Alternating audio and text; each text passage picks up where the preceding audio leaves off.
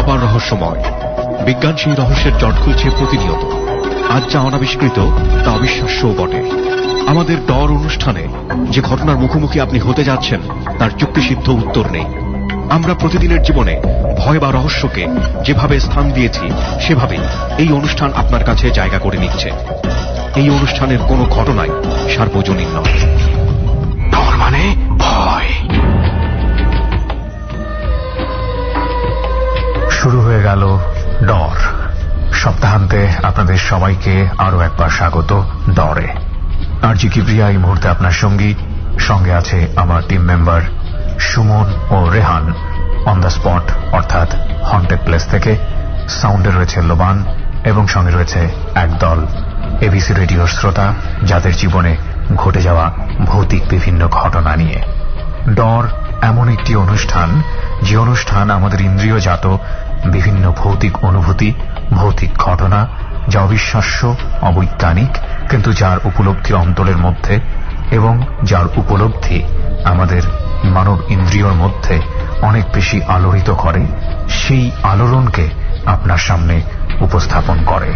প্রতি বৃহস্পতিবার রাত 11:20 পুরো সপ্তাহ ঘুরে বাংলাদেশের যে কোনো একটি হন্টেড প্লেসের ধারণ করা ডর আমরা প্রচার করি এবং অনুষ্ঠানের শুরুতেই আমরা সাধারণত যেটা করে থাকি সেই হন্টেড প্লেসে যাওয়ার বিভিন্ন সাউন্ড বাইট আপনাদেরকে শুনিয়ে থাকি।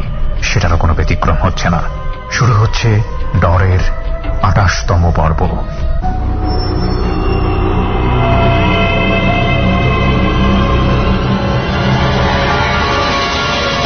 ডর মানে ভয়।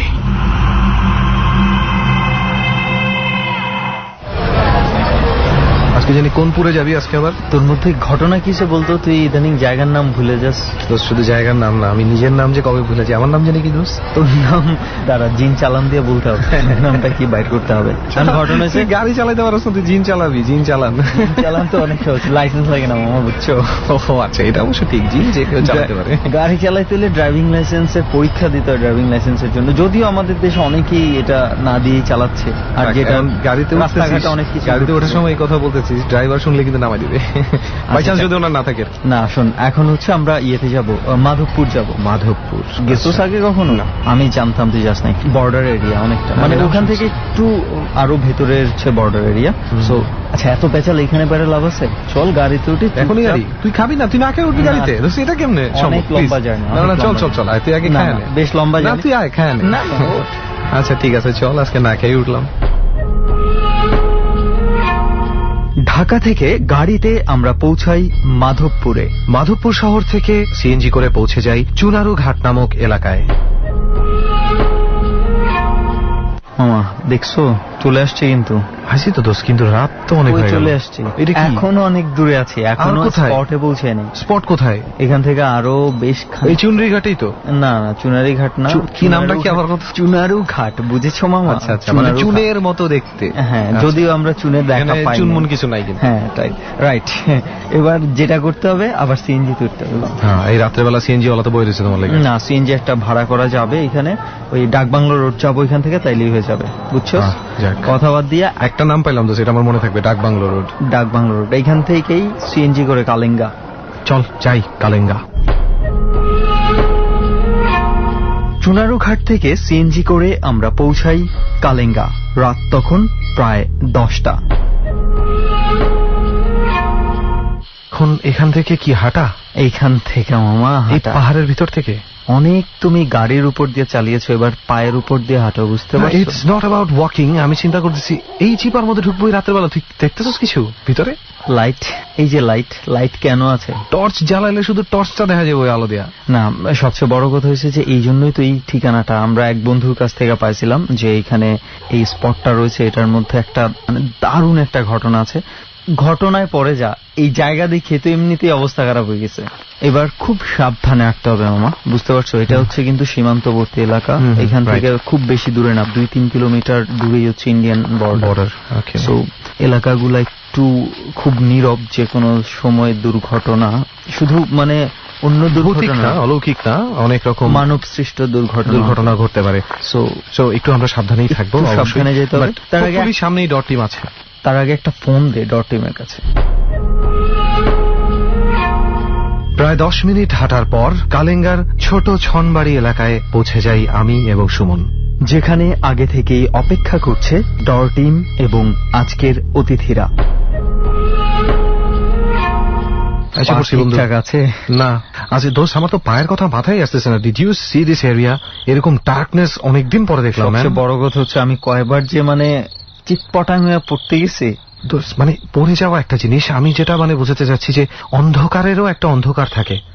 ঢাকা শহরের ভিতরে যারা শহরে থাকে তারা কিন্তু এই অন্ধকারটা চেনে না, এই অন্ধকারটার সাথে পরিচিত না। এত গাঢ় অন্ধকার দেখলেই ভেতরে একটা অন্যরকম একটা আবেশ সৃষ্টি করে। যাই হোক, এমন এলাকায় ডরের জন্য ভালো, বাট সবাইকে এই অন্ধকারের মধ্যে কিন্তু সেটআপ নিয়ে বসে আছে।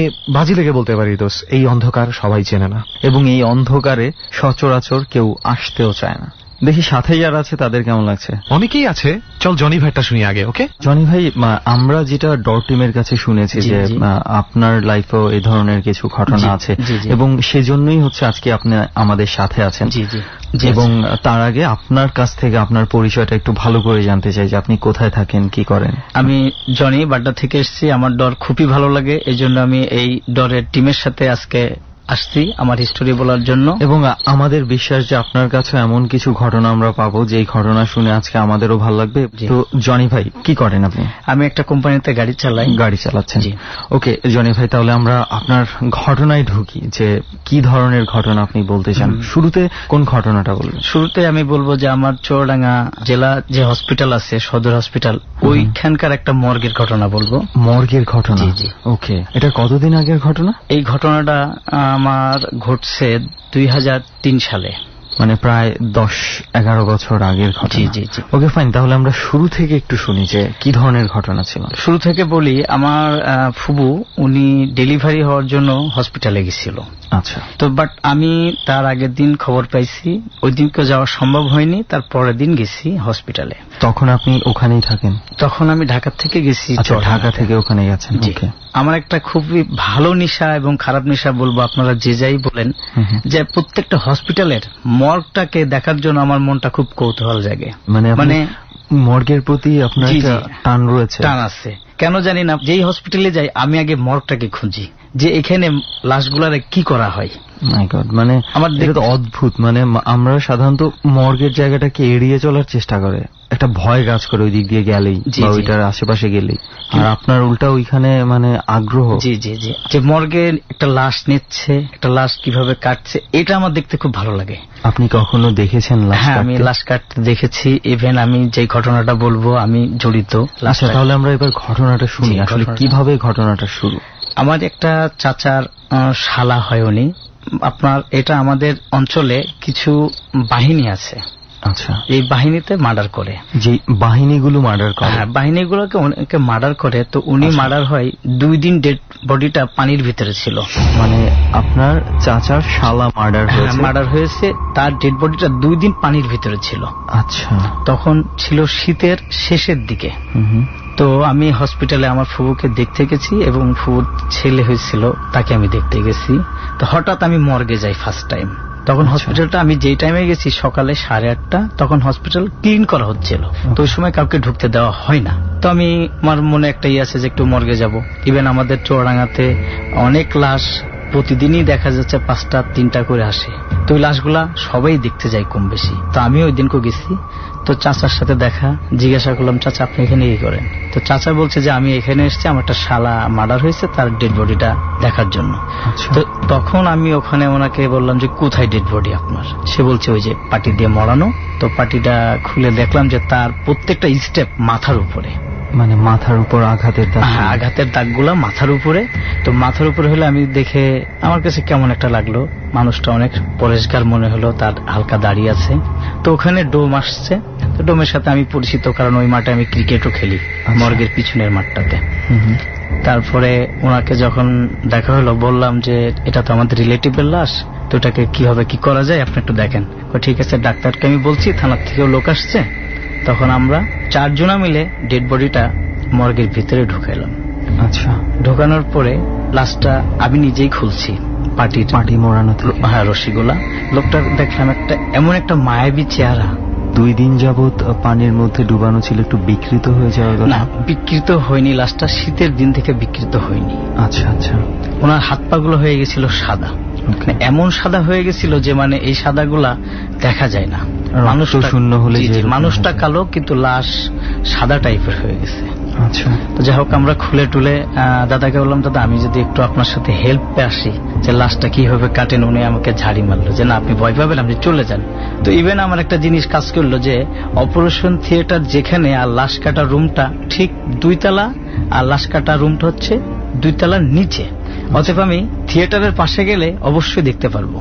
ওকে। তারপরে আমি ঠিকই ওইভাবে চলে যাই, গিয়ে তখনও লাশটা কাটা হয় নাই। তো যাক, লাশটা কাটা হয়েছে তখন বাজে ঠিক 10:30। দিনের বেলা? জি, দিনের বেলা। দিনের বেলা লাশটা 10:30টার সময় কাটা হচ্ছে। তো ফার্স্ট টাইম তারা এখানে ইয়ে করে, মানে কোথায়, কপালে? হ্যাঁ, কপালটা আমি ফার্স্ট টাইম ওটা দেখছি। আচ্ছা। তো আপনার 2 তলার থেকে মানে গ্লাসে ইয়ে না, আগলা জায়গাটা কিন্তু ভালোভাবে দেখা যাচ্ছে যে লাশটা কাটছে। মানে আমি তার হাত পা গুলো দেখতে পাচ্ছি, যে চাকুটা সে চালাচ্ছে, কপালটা ইয়ে করছে, সরাচ্ছে। আচ্ছা, সরানোর পরে আমি ঠিক 12টা বাজে হাসপাতাল থেকে বেরিয়ে আসি। আচ্ছা। যে আমি ফুবুকে বললাম, ফুবু আমি তো চলে যাচ্ছি। উনি আমাকে বললো, বাবা তুমি আমার জন্য খাবার নিয়ে এসো। বা তুমি এটা দেখে ভয় পাচ্ছেন? না, আমি ভয় পাচ্ছি না, কিন্তু আমার ভিতরে ওই যে কাটাগুলো দেখছি হালকা ভাসতেছে চোখে। উনি আবার বললো যে তোমাকে একটা ডিউটি দিই, আমার যারা দেখতে আসছে তাদের জন্য একটু খাবার নিয়ে আসবা। এবার মূল ঘটনাটা, হসপিটাল থেকে আমার বাড়িতে যাইতে লাগে অনলি 10 মিনিট। আচ্ছা। আমি হসপিটালের গেট দিয়ে বেরিয়েছি। তো অনেক সময় আমি রিস্কায় যেতে পারতাম, রিস্কায় যাইনি। আমার একটা ফ্রেন্ডের বাসা আছে, ওকে দেখা করে তারপর আমি যাব। ওর নাম অবশ্য শিশির। তো ওর বাড়ির পিছনে আর কলেজের পাঁচির লাগানো। আচ্ছা। তো ওর বাড়ির সামনে দিয়ে কলেজের পাঁচিরের পিছনে আমাকে যেতে হবে, ওখানে একটা সিঁড়ি আছে এপাশ থেকে ওপাশ। তো ওই সিঁড়িটা যখন আমি কাছাকাছি, আমি একটা হোঁচট খাই। তখন বেজে গেছে আপনার 12:30 পৌনে 1টা। তো যাই হোক, আমি যখন সিঁড়ি দিয়ে উঠে পাঁচিরের উপরে চলে যাই, মোটামুটি এপাশ থেকে উঠে ওপাশে নামবো। এটা মানে একটা দেয়ালের মধ্যে একটা সিঁড়ি লাগানো, একটা মইয়ের মতো লাগানো আছে। এপাশ থেকে উঠে এই পাশে যে দেয়ালের অপর পাশে নামবো। জি জি। তো আমি যখন ওখানে উঠছি, পিছন সাইডে বলি, ওই জায়গাটা আগের থেকে একটু খারাপ। মানে খারাপ বলতে ওই জায়গাটাতে আপনার অনেক সময় অনেকজন অনেক কিছু দেখছে। যেখানে কলেজের পিছন সাইড, ওখানে ছুঁইপাড়া থাকে, 2টা তাল গাছ আছে, জোড়া তাল গাছ বলা হয়। আচ্ছা। তো একই লোক যাকে আমি মর্গের ভিতরে দিয়ে এসেছি, সেই লোকটা ওখানে দাঁড়ানো, তার গায়ে যেই চাদর ছিল সেই চাদর পরা, এবং সে ওখানে দাঁড়ানো মাথাটা নিচ করে, দিনের বেলা। মানে এটা দেখার পর একটা মানুষ, সুস্থ মানুষ যে সুস্থ হয়ে বাড়িতে যাবে, এটা সম্ভব নয়। আশেপাশে আর কোনো? আশেপাশে কেউ নাই, কলেজটা ছুটি ছিল। আচ্ছা। ওখানে কলেজের ম্যাচ, ওখানে একটা লোক নাই। বাট ওই জায়গা থেকে আমার কলেজের গেটে হেঁটে আসতে মিনিমাম 3 মিনিট থেকে 4 মিনিট লাগবে। একটা লোক নাই, কেউ নাই। ওই লোকটা ওখানে দাঁড়ানো, আমি তো দেখে পুরা সাইলেন্ট হয়ে গেছি যে এটা কি হচ্ছে, কি কারণে উনি আমার সামনে। আবার তো যাক, আবারও যখন নিচে গিয়ে তাকাইছি, আবার যখন তাকাইছি নাই, লোকটা নাই তো নাই। তো আমি এইভাবেই একটা মনের ভিতরে একটা সাহস নিয়ে যাচ্ছি সামনের দিকে। তো সামনে কোনো লোক পাচ্ছি না। দিনের বেলায় কলেজে লোক থাকে, অনেক স্টুডেন্ট আছে, কেউ নাই। কেন নাই? যাচ্ছি, যাইতে যেতে ঠিক আমি কলেজের গেট পার হইলাম, মেন রাস্তা পার হইলাম। আবার আমি যাচ্ছি ওয়াবদার ভিতর দিয়ে, ওয়াবদার ভিতরে একই রাস্তা। যখন আমি ওয়াবদায় ঢুকি, তখন জোহরের নামাজ অলমোস্ট আজান দিচ্ছে। তো আমি ঠিক ওই সিঁড়ির থেকে 20 কদম আগে, তখন আজান শেষ হয়ে গেছে। ঠিক আবারও যখন আমি ওই সিঁড়িতে উঠতে গেছি, একই পজিশনের একই ম্যান দাঁড়ানো। সে কি করছে? দাঁড়িয়ে কি? সে দাঁড়িয়ে আছে, স্টিল নাও সে দাঁড়িয়ে আছে, মাথাটা নিচ করে। সে কোনো কথা বলছে না, কিন্তু আমি একই জিনিস ডবল দেখছি। আমি যখন নামতেছি উপর দিয়ে, তখন সে আমার পাশ দিয়ে মনে হলে উঠলো, যে আমার পাশ দিয়ে যখন একটা মানুষ উঠে যাবে, অবশ্যই তার সাথে আমার সাথে লাগবে। আর ফিরির 1 হাত থেকে 1 হাত চওড়া না, একজন খুব সুন্দর মতো যাওয়া যায়। আচ্ছা। দুজনা গেলে টাচিং হবে, কিন্তু ওই টাচিংটা আমার সাথে হয়নি। কিন্তু সে যে উঠতেছে, আমি স্টিল নাও দাঁড়িয়ে গেছি। যাক, গেল, বাড়িতে গেলাম, এটা কারোর সাথে শেয়ার করলাম না। গোসল করলাম, খায়ও নাই। আবার হসপিটালে ভাতের বাটি নিব, রেডি হচ্ছি। আধা ঘন্টা পরে আমি আবার হসপিটালে রওনা হয়ে যাই। যখন আমি রিক্সা নিয়ে গেছি, তখন আর এইভাবে যাই নাই, কারণ আমার ভিতরে একটা ভয় কাজ করছে। ঠিক হসপিটালের গেটে যখন আমি ঢুকছি, তখন ওই লাশটা আর ওই সেম ভ্যানালা বেরিয়ে গেল আমার সামনে দিয়ে। মানে সেম ভ্যানওয়ালা মানে বুঝলাম না। যে ভ্যানওয়ালা লাশটা নিয়ে আসছে, আচ্ছা আচ্ছা, যে পার্টি দিয়ে মরিয়ে নিয়ে আসছে, মানে ওই ভ্যানটা ওদের যে কাজগুলো সেরে নিয়ে চলে যাচ্ছে, আর লাশটা নিয়ে যাচ্ছে, মানে ময়না কাজ শেষ করে, যেটা আমরা বলি পোস্টমর্টম যেটা বলি, ওইটা শেষ করে নিয়ে যাচ্ছে। ওকে।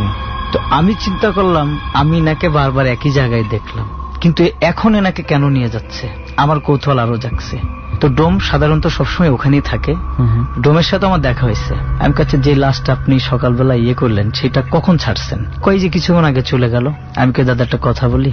কই বলেন। আমি কই এই লাশটাকে আমি 2 সিচুয়েশনে 2 জায়গায় দেখছি। কোথায়? আমি এখানে। কই দাদা কি বলবো, এই লাশটা যখন আমি কাটতে গেছি তখন আমার কাছে কেমন যেন লাগছে।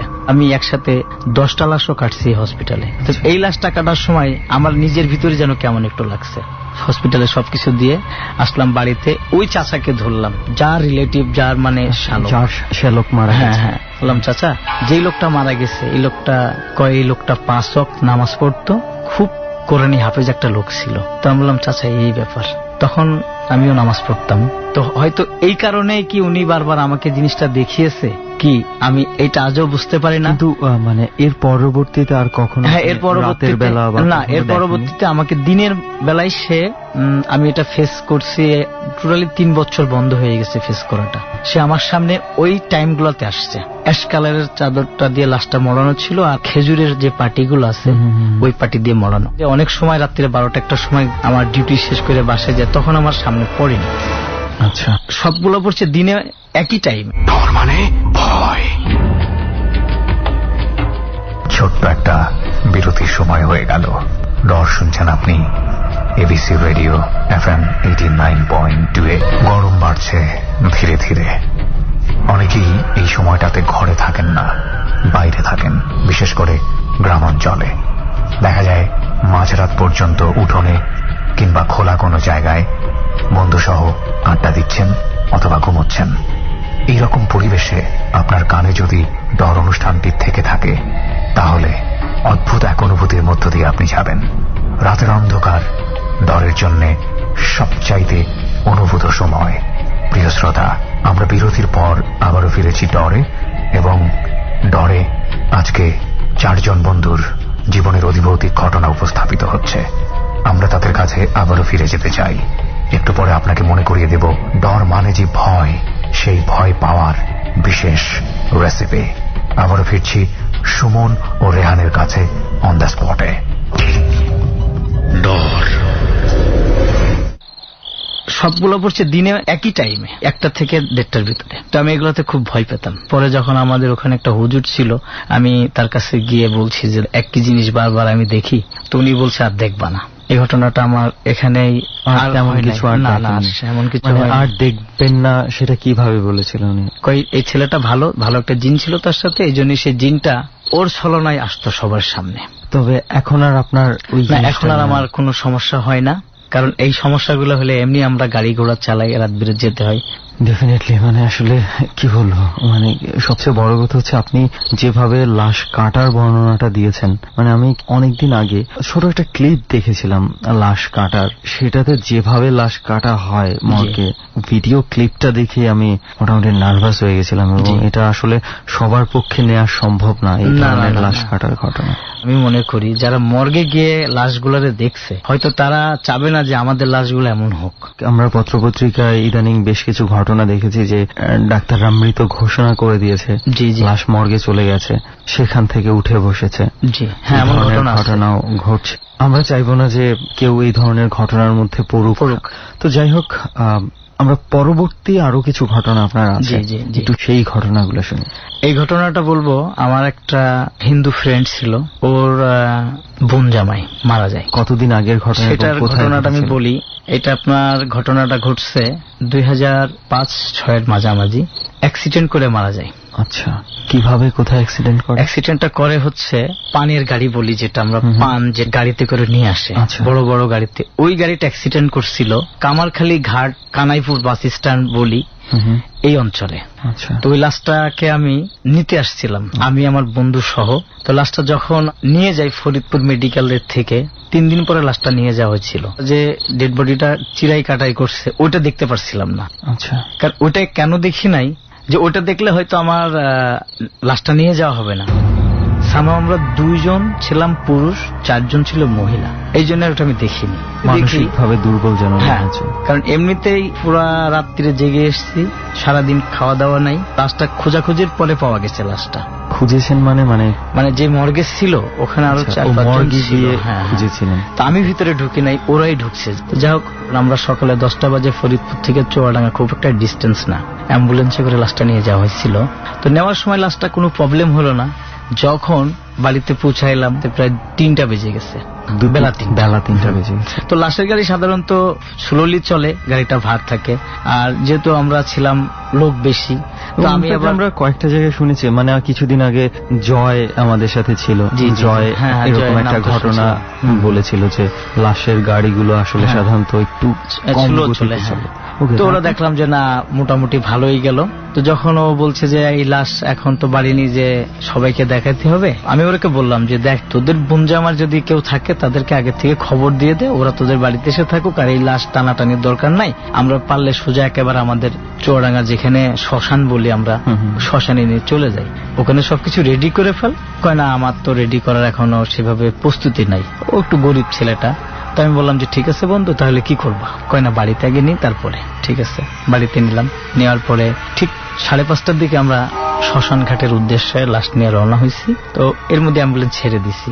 যখন শ্মশানে নিই তো ওদের অনেক কিছু আছে, রেওয়াজ আছে, সেই রেওয়াজগুলো কিন্তু হয় নাই। আচ্ছা, এত আর্থিক সমস্যা ছিল, মানে আসলে এগুলো পালন করা সম্ভব হয় নাই, খুবই গরিব। তো যাই হোক, নিয়ে গেছি। তো ওদের বাড়ি থেকে শ্মশানটা মোটামুটি হেঁটে গেলেই পরে আপনার 40 মিনিট লাগবে।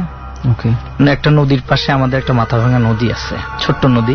যখন নিয়ে যাচ্ছি তখন মনে হচ্ছে যে আমাদের লাশের পিছনে আরো কিছু লাশ আছে। এটা কি শুধু আপনি অনুভব করছেন? এটা আমি অনুভব করছি, আমার ফ্রেন্ডও আমার কাছে এসে বলছে, কিরে লাশের পিছনে কি আরো লাশ? আপনারা কিছু দেখতে পাচ্ছেন? কোনো কিছু দেখতে পাচ্ছি না, অথচ মনে হচ্ছে যে ওদের যে একটা হরিবোল এরকম একটা আছে, ওই জিনিসটা মানে আসতেছে। আচ্ছা, এটা আমিও শুনতেছি। তো অনেক লাশের পাশে আপনাদেরকে বাদ্যযন্ত্র বাজাই, খই ছিটাই, আচ্ছা আচ্ছা, আরো বিভিন্ন অনেক কিছু করে, যাদের যেভাবে হয়।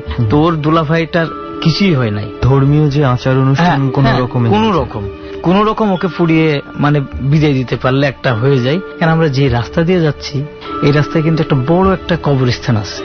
কবরস্থানের কাছাকাছি যখন আসছি, যে পিছনে যে একটা আওয়াজ আসতেছে, ওইটা কিন্তু আর নাই। তো যাই হোক, কবরস্থান পার হয়েছি। আর ওই রাস্তাটা কিন্তু মহল্লার ভিতর দিয়ে, মানে আশেপাশে বাড়ি, পথের 2 সাইডে বাড়ি, মাঝখানে একটা গাড়ি যাওয়ার রাস্তা, ওইটা দিয়ে আরেকটা গ্রামে যাইতে হয়। তো যাক, আমরা ওইটা নিয়ে যাচ্ছি। তো যখন গোরস্থান ক্রস করছি তখন আর আওয়াজ নাই। তো কিছু দূর যাওয়ার পরে একটা খবর আসলো যে ওর বোনের অবস্থা বেশি একটা ভালো না। আচ্ছা, আমরা যার হাজবেন্ড মারা গেছে। তো ওইদিকে নজর দিই না, যে কাজটা সামনে করতেছে এই কাজটাকে শেষ করি, তারপর দিকে দেখবো দিকে কি হয়। তো ওই খবরটা ছিল পুরোটা মানে একটা ভৌতিকী খবর। মানে বুঝলাম না, ভৌতিকী খবর? যেই খবরটা নিয়ে এসছে যেই লোকটা, এই লোকটাকে ওদের ফ্যামিলির কেউ চিনে, কেউই দেখেনি। কিন্তু ওই লোকটা এসে বলছে যে এরকম প্রদীপের বোনের অবস্থা খুবই খারাপ, তাকে মনে হয় তোমরা জীবিত পাবো না। অতএব সেই লোকটা আমাদের সাথে যে বলে গেছে, আমরা তো ওই লাশের ধান্দায় আছি, ওই লোকটাকে আর খেয়াল করতে পারি না, কিন্তু প্রদীপে খেয়াল করছে। যে লোকটাকে তো চিনি না। তখন শ্মশানে নিয়ে গেছি, শ্মশানের কাজগুলো সব সারছি। বলছে আচ্ছা জনি, যেই লোকটা যে আমাকে বললে, এই লোকটাকে তো আমি কোনদিন দেখি নাই, এই লোকটা কে? আমাকে দোস্ত, যখন দেখো নাই তখন এটা বাদ দাও, এখন এটার কাজ সারো। এটার কাজ সারার পরে ভাই সবচেয়ে তো খারাপ লাগছে, লাশটা যে সময় আমরা পুরাইছি তখন বেজে গেছে রাত্রে 8টা। আচ্ছা, শ্মশানে অনলি ফর আমরা 4 জন লোক, আর কেউ নাই। লাশের সাথে 10-12 জন এসেছিলাম, তারা তো চলে গেছে। 4 জন লোক। যখন লাশটা পড়ে, আমার এই কথাটা বলতে মানে চোখের সামনে দৃশ্যটা আমার ভাসতেছে। তো যে ওই যে মানে যে ডেড বডিটা, অনেক সময় শুনেছি, দেখি নাই নিজের চোখে, যে গিট টিট গুলা বাস্ট হয়। তো লাশটা উঠে খাড়া হয়ে গেছিল, মানে এমন ভাবে খাড়া হয়েছে যে হয়তো আমাদের দিকে সে আসবে, তার মুভমেন্ট এরকম। আমি তো দেখে শ্মশান আর মনে করেন মেন রাস্তা 20 হাত দূরে, আমি তো দেখে দৌড় দিয়েছি। এই এলাকাতে রাত্রে ইভেন 12টা-1টা পর্যন্ত দোকান খোলা থাকে। আর ওই সময় ওই দিন যখন লাশ নিয়ে গেছি তখনই নীরব, কেউ নাই, আমরাই শুধু। কিন্তু আমি যে দৌড় দিয়েছি, আমি ওখান থেকে না হলেও আরেকটা ব্রিজ আছে, সেই ব্রিজের নাম হচ্ছে ঘোড়ামারা ব্রিজ, ওইটা আরো ডেঞ্জার জায়গা, আমি ওখানে চলে গেছি। ওখানে গিয়ে আমার আর কোনো সেন্স ছিল না। তারপর আমাকে যে আবিষ্কার করছে পুলিশ, সে আমাকে নিয়ে আসছে ফাড়িতে নিয়ে এসে পরে আমার হয়তো মাথায় পানি টানি দেওয়ার পরে জিজ্ঞাসা করছে, আমি বলছি যে এই ঘটনা। ওকে, মানে এটা ছিল আপনার বন্ধুর। আপনি বলেছেন যে লাশটা দাঁড়িয়ে গেছে। অনেকেই হয়তো এটা দেখেছে যারা এই সময়টাতে শ্মশানে থাকেন, মৃতদেহ পোড়ানোর সময় ডেড বডি যখন পোড়ানো হয় তখন এটা দাঁড়িয়ে যাওয়ার মতো যথেষ্ট সায়েন্টিফিক ব্যাখ্যা আছে। জি, শরীরের অংশগুলো, ভেতরের রগ সংকুচিত হয়ে আসে, সেই জন্য এই ঘটনাগুলা তখন হঠাৎ করে ঘটে যায়। তো এটার সাথে ভৌতিক কোনো ধরনের কোনো সম্পর্ক নাই। হ্যাঁ, এটা ঠিক যে কেউ যদি দুর্বল মস্তিষ্কের হয় বা প্রথমবার দেখে থাকে তাহলে খুব ভয় পাওয়ার যথেষ্ট কারণ আছে, বাট এটার সাথে ভৌতিক কোনো ধরনের কোনো সম্পর্ক নেই।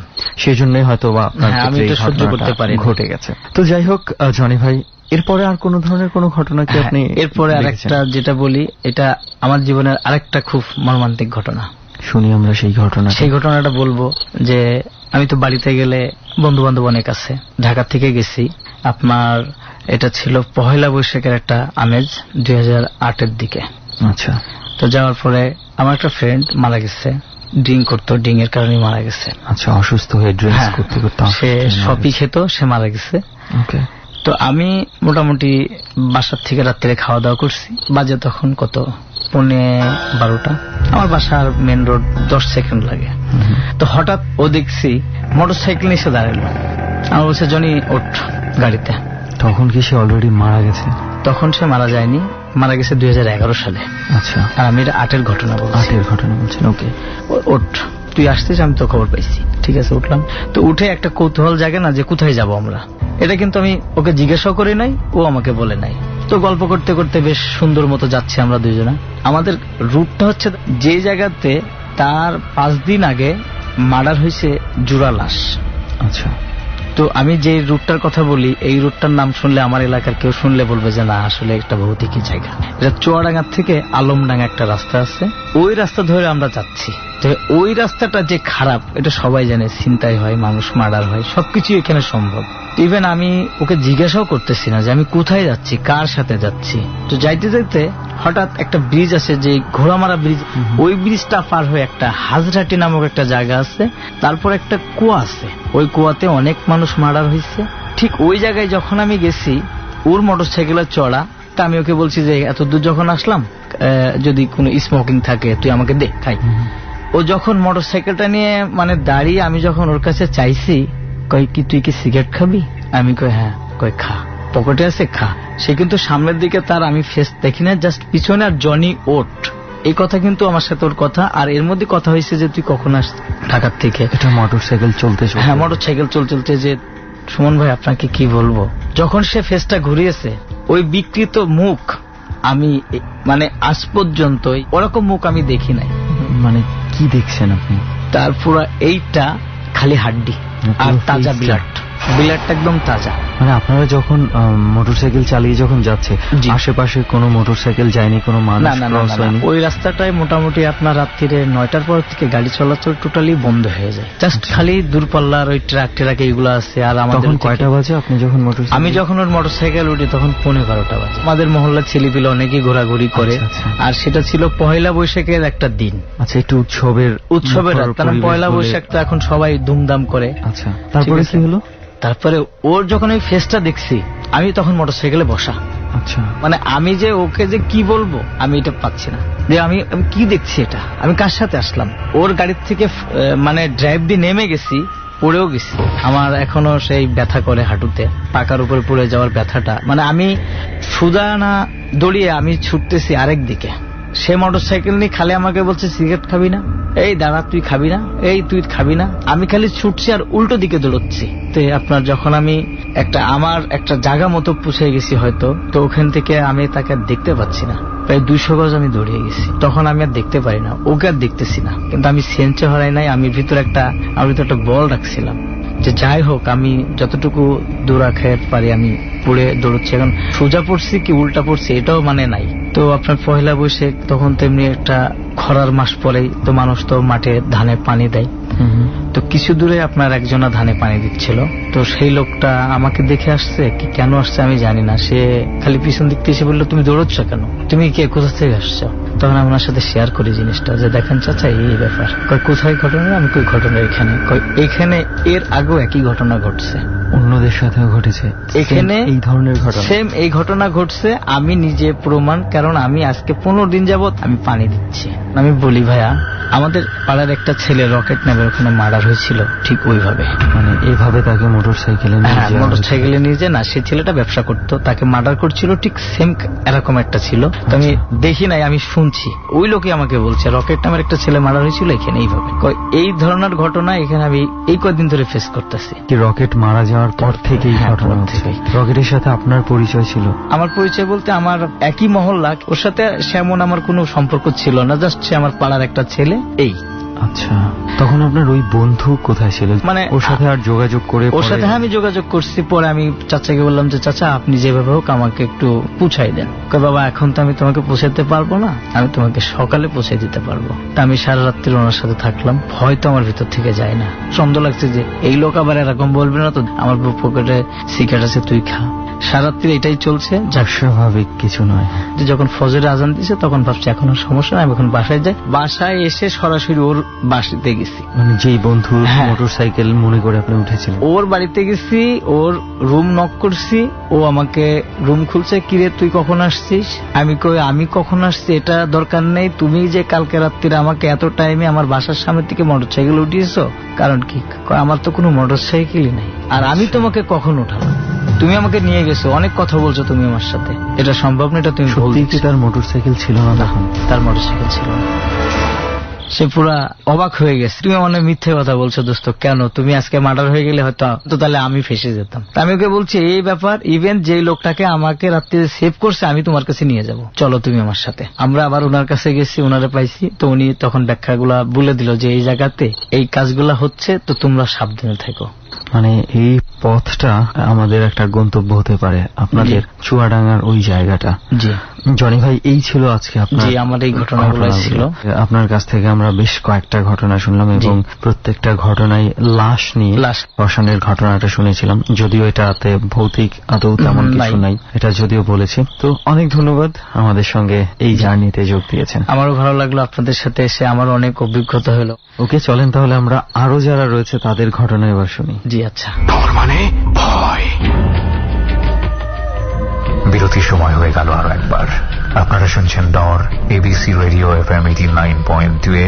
আর যে কি প্রিয়া আপনার সঙ্গে রয়েছি, টিম মেম্বার সুমন ও রেহান, এবং সাউন্ডে রয়েছে লোবান।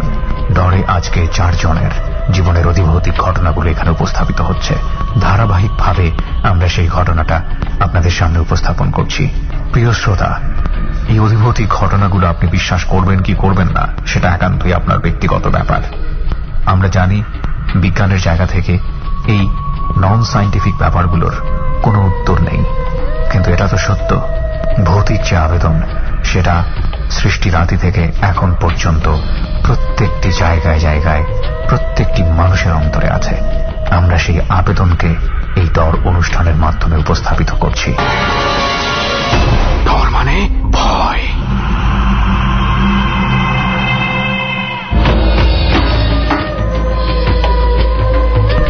বেজে 6 মিনিট হচ্ছে সময়। রাত 12টার একটা অন্যরকম আবেদন আছে ভয়ের জগতে। দুনিয়াতে অসংখ্য অসংখ্য মুভি তৈরি হয়েছে, সেগুলোতে দেখবেন রাত 12টার ঘড়ির যে ডং ডং করে কাঁটাটা বেজে ওঠে সেটাকে ব্যবহার করা হয়েছে বিভিন্নভাবে। এবং ঘড়ির কাঁটা নয়, আসলে ওই সময় যে পরিবেশটাকে দেখানো হয় সেই পরিবেশটাই আমাদের মনে ভয় ধরিয়ে দেয়। ডর একটি ভয়ের অনুষ্ঠান, এজন্যই আমরা বলি ডর মানে ভয়। এই ভয়টা পাওয়ার জন্য একটা পরিবেশের মধ্যে থাকাটা খুবই জরুরি। সেজন্যই আমরা বলি ডরের রেসিপি মেইনটেইন করে ডর শুনুন।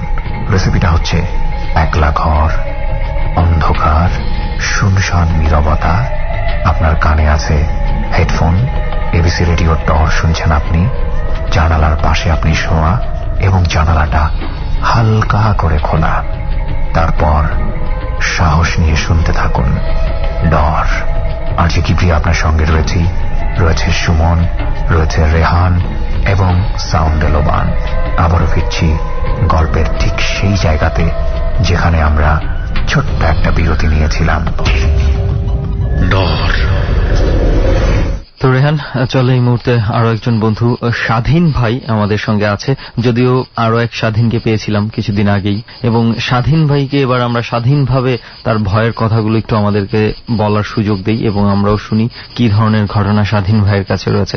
তার আগে স্বাধীন ভাইয়ের কাছে একটু পরিচয়টা জানি আপনার নিজের কাছেই।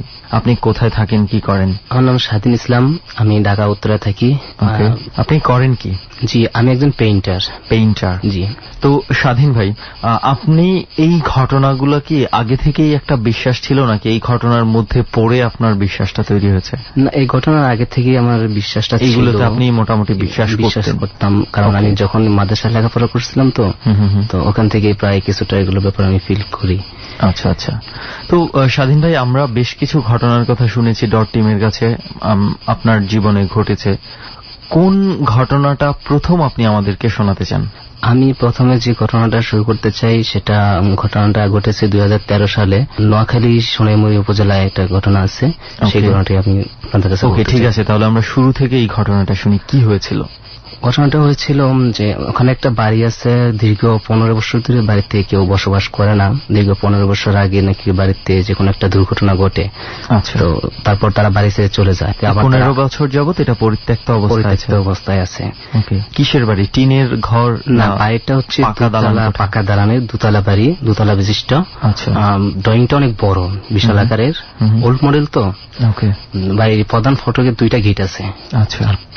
সাইডে বড় একটা মাদ্রাসাও আছে, ছোট মসজিদও আছে।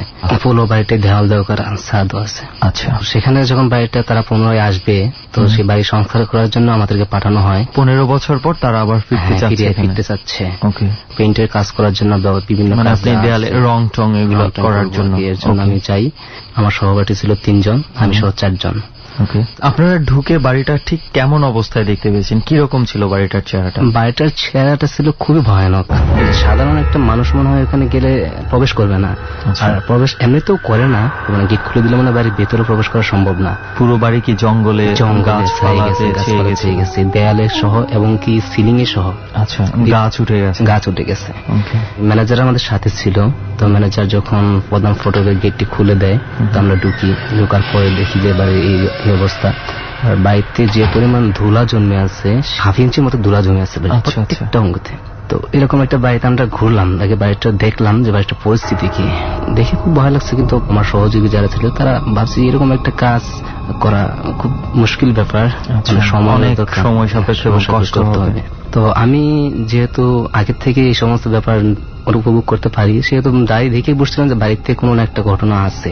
আপনারা কি যাওয়ার সময় কোনো ধরনের কিছু শুনেছিলেন? যাওয়ার সময় আমাদেরকে কিছু বলা হয়নি। যদি এরকম ধরনের কিছু বলা হতো তাহলে তো সবাই চলে আসতো। আচ্ছা, কেউ যাবে না। তো আমি তো গেছি, যখন আমরা ছাদে উঠি তো ছাদটা অনেক পরিষ্কার পাই।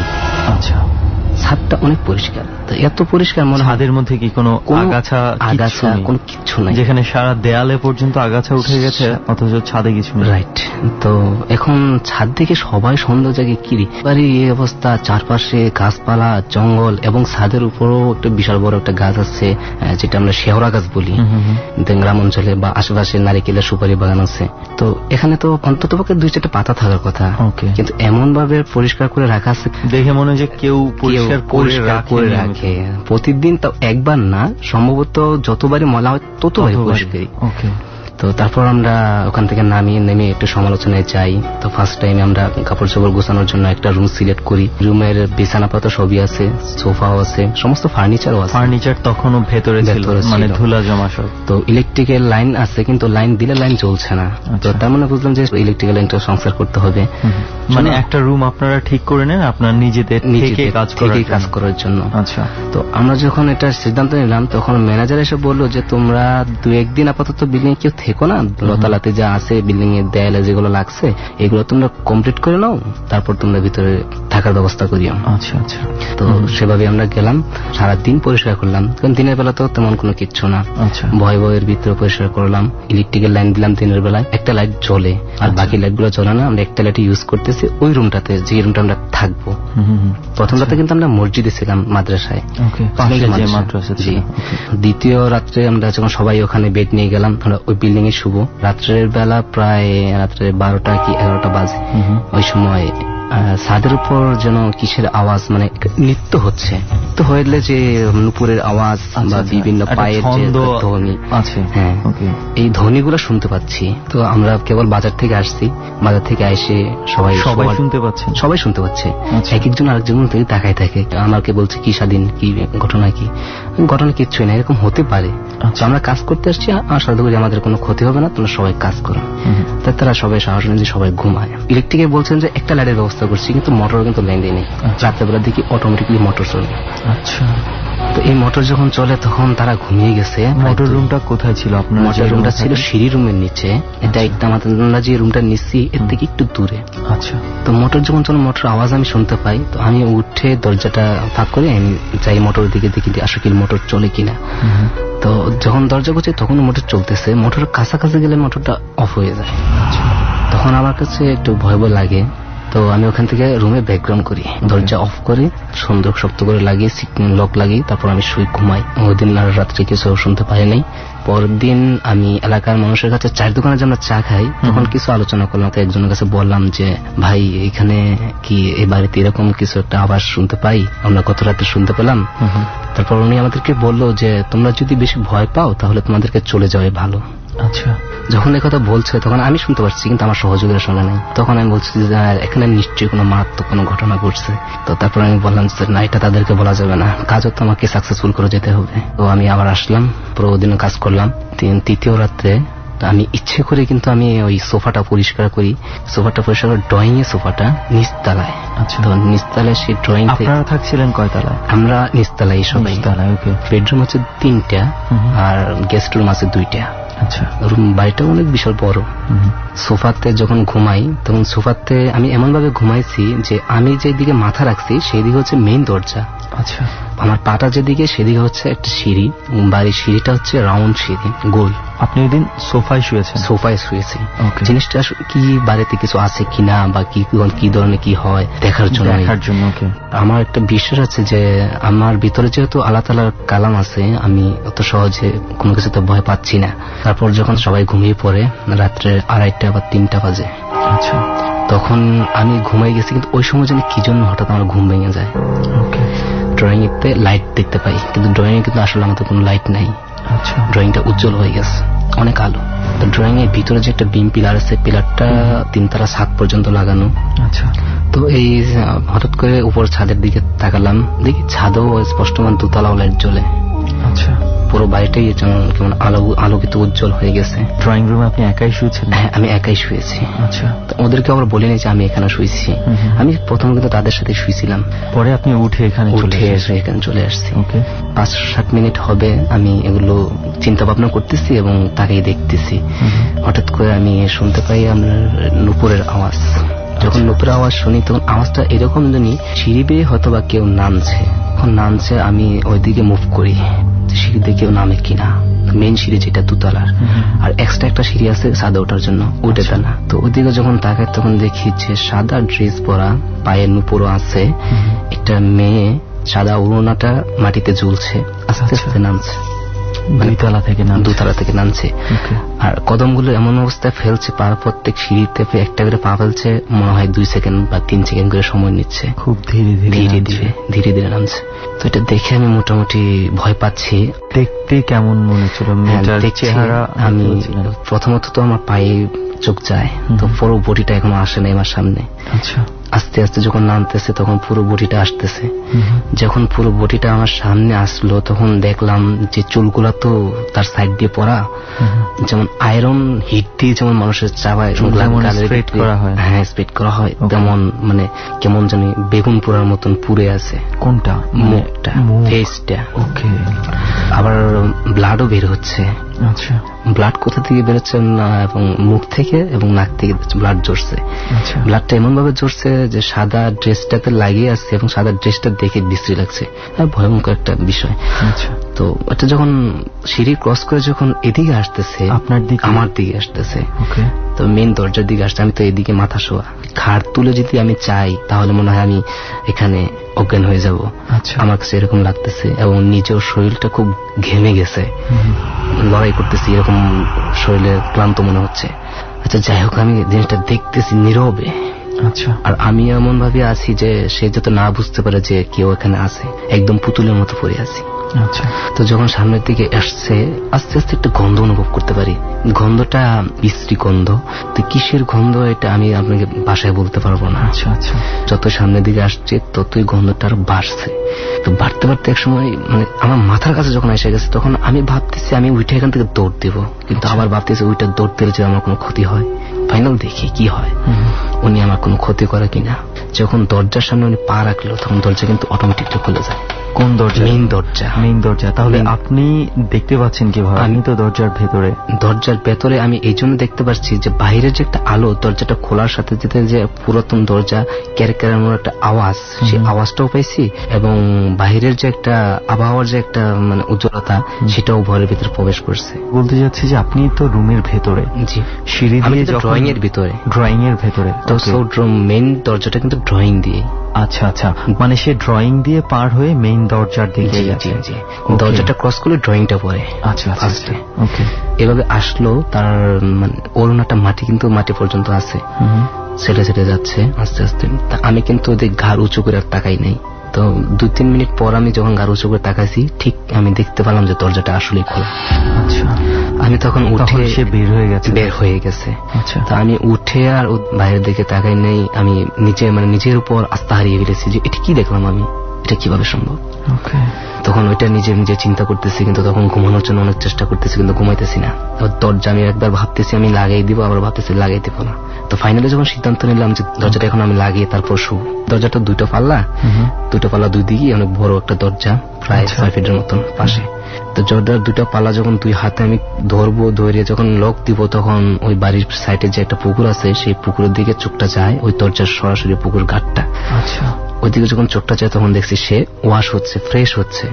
আচ্ছা আচ্ছা, তো ওটা দেখে আমি ভাবছি যে ফ্রেশ হলে তো আবার এদিকে আসতে পারে, দেখি। তখন দেখলাম ফ্রেশ হয়ে উনি আবার ঠিক এই দিকে আসতেছে, দরজার দিকে আসতেছে। তখন আমি আবার আগের জায়গায় ঠিক আগের মতো করে শুয়ে যাই। তো এখান থেকে শোয়ার পর দেখলাম ভিতরে আবার প্রবেশ করলো। প্রবেশ করার পরে উনি উপরে উঠলো, ডাইনিং টেবিলে একইভাবে একই রাস্তায় এই একই রকম হাঁটা চলা। তো উপরে উঠে উনি ডাইনিং টেবিলে যে নাস্তা করে মানুষ, ঠিক সেরকম প্লেটের আওয়াজ, ডাইনিং মানে খাচ্ছে, খাওয়ার আওয়াজ। আচ্ছা, এটা উপর থেকে দোতলায় হচ্ছে। আচ্ছা, তো আমি ওই সময় উপরে ওঠার জন্য চেষ্টা করলাম। আমি যখন উঠে দাঁড়াই যে আমি এখন উপরে উঠবো, যখন ওনার মুখটা আমি যখন আসছে, তখন কিন্তু মুখটা পুরো ফ্রেশ। যখন পুকুর থেকে আসছে তখন কোনো ব্লাডও নাই, একটা সুইট একটা চিহ্ন। তো আমি যখন উঠে দাঁড়াই যে উপরে আমি যাবো, তখন কিন্তু লাইট অটোমেটিক অফ হয়ে যায়।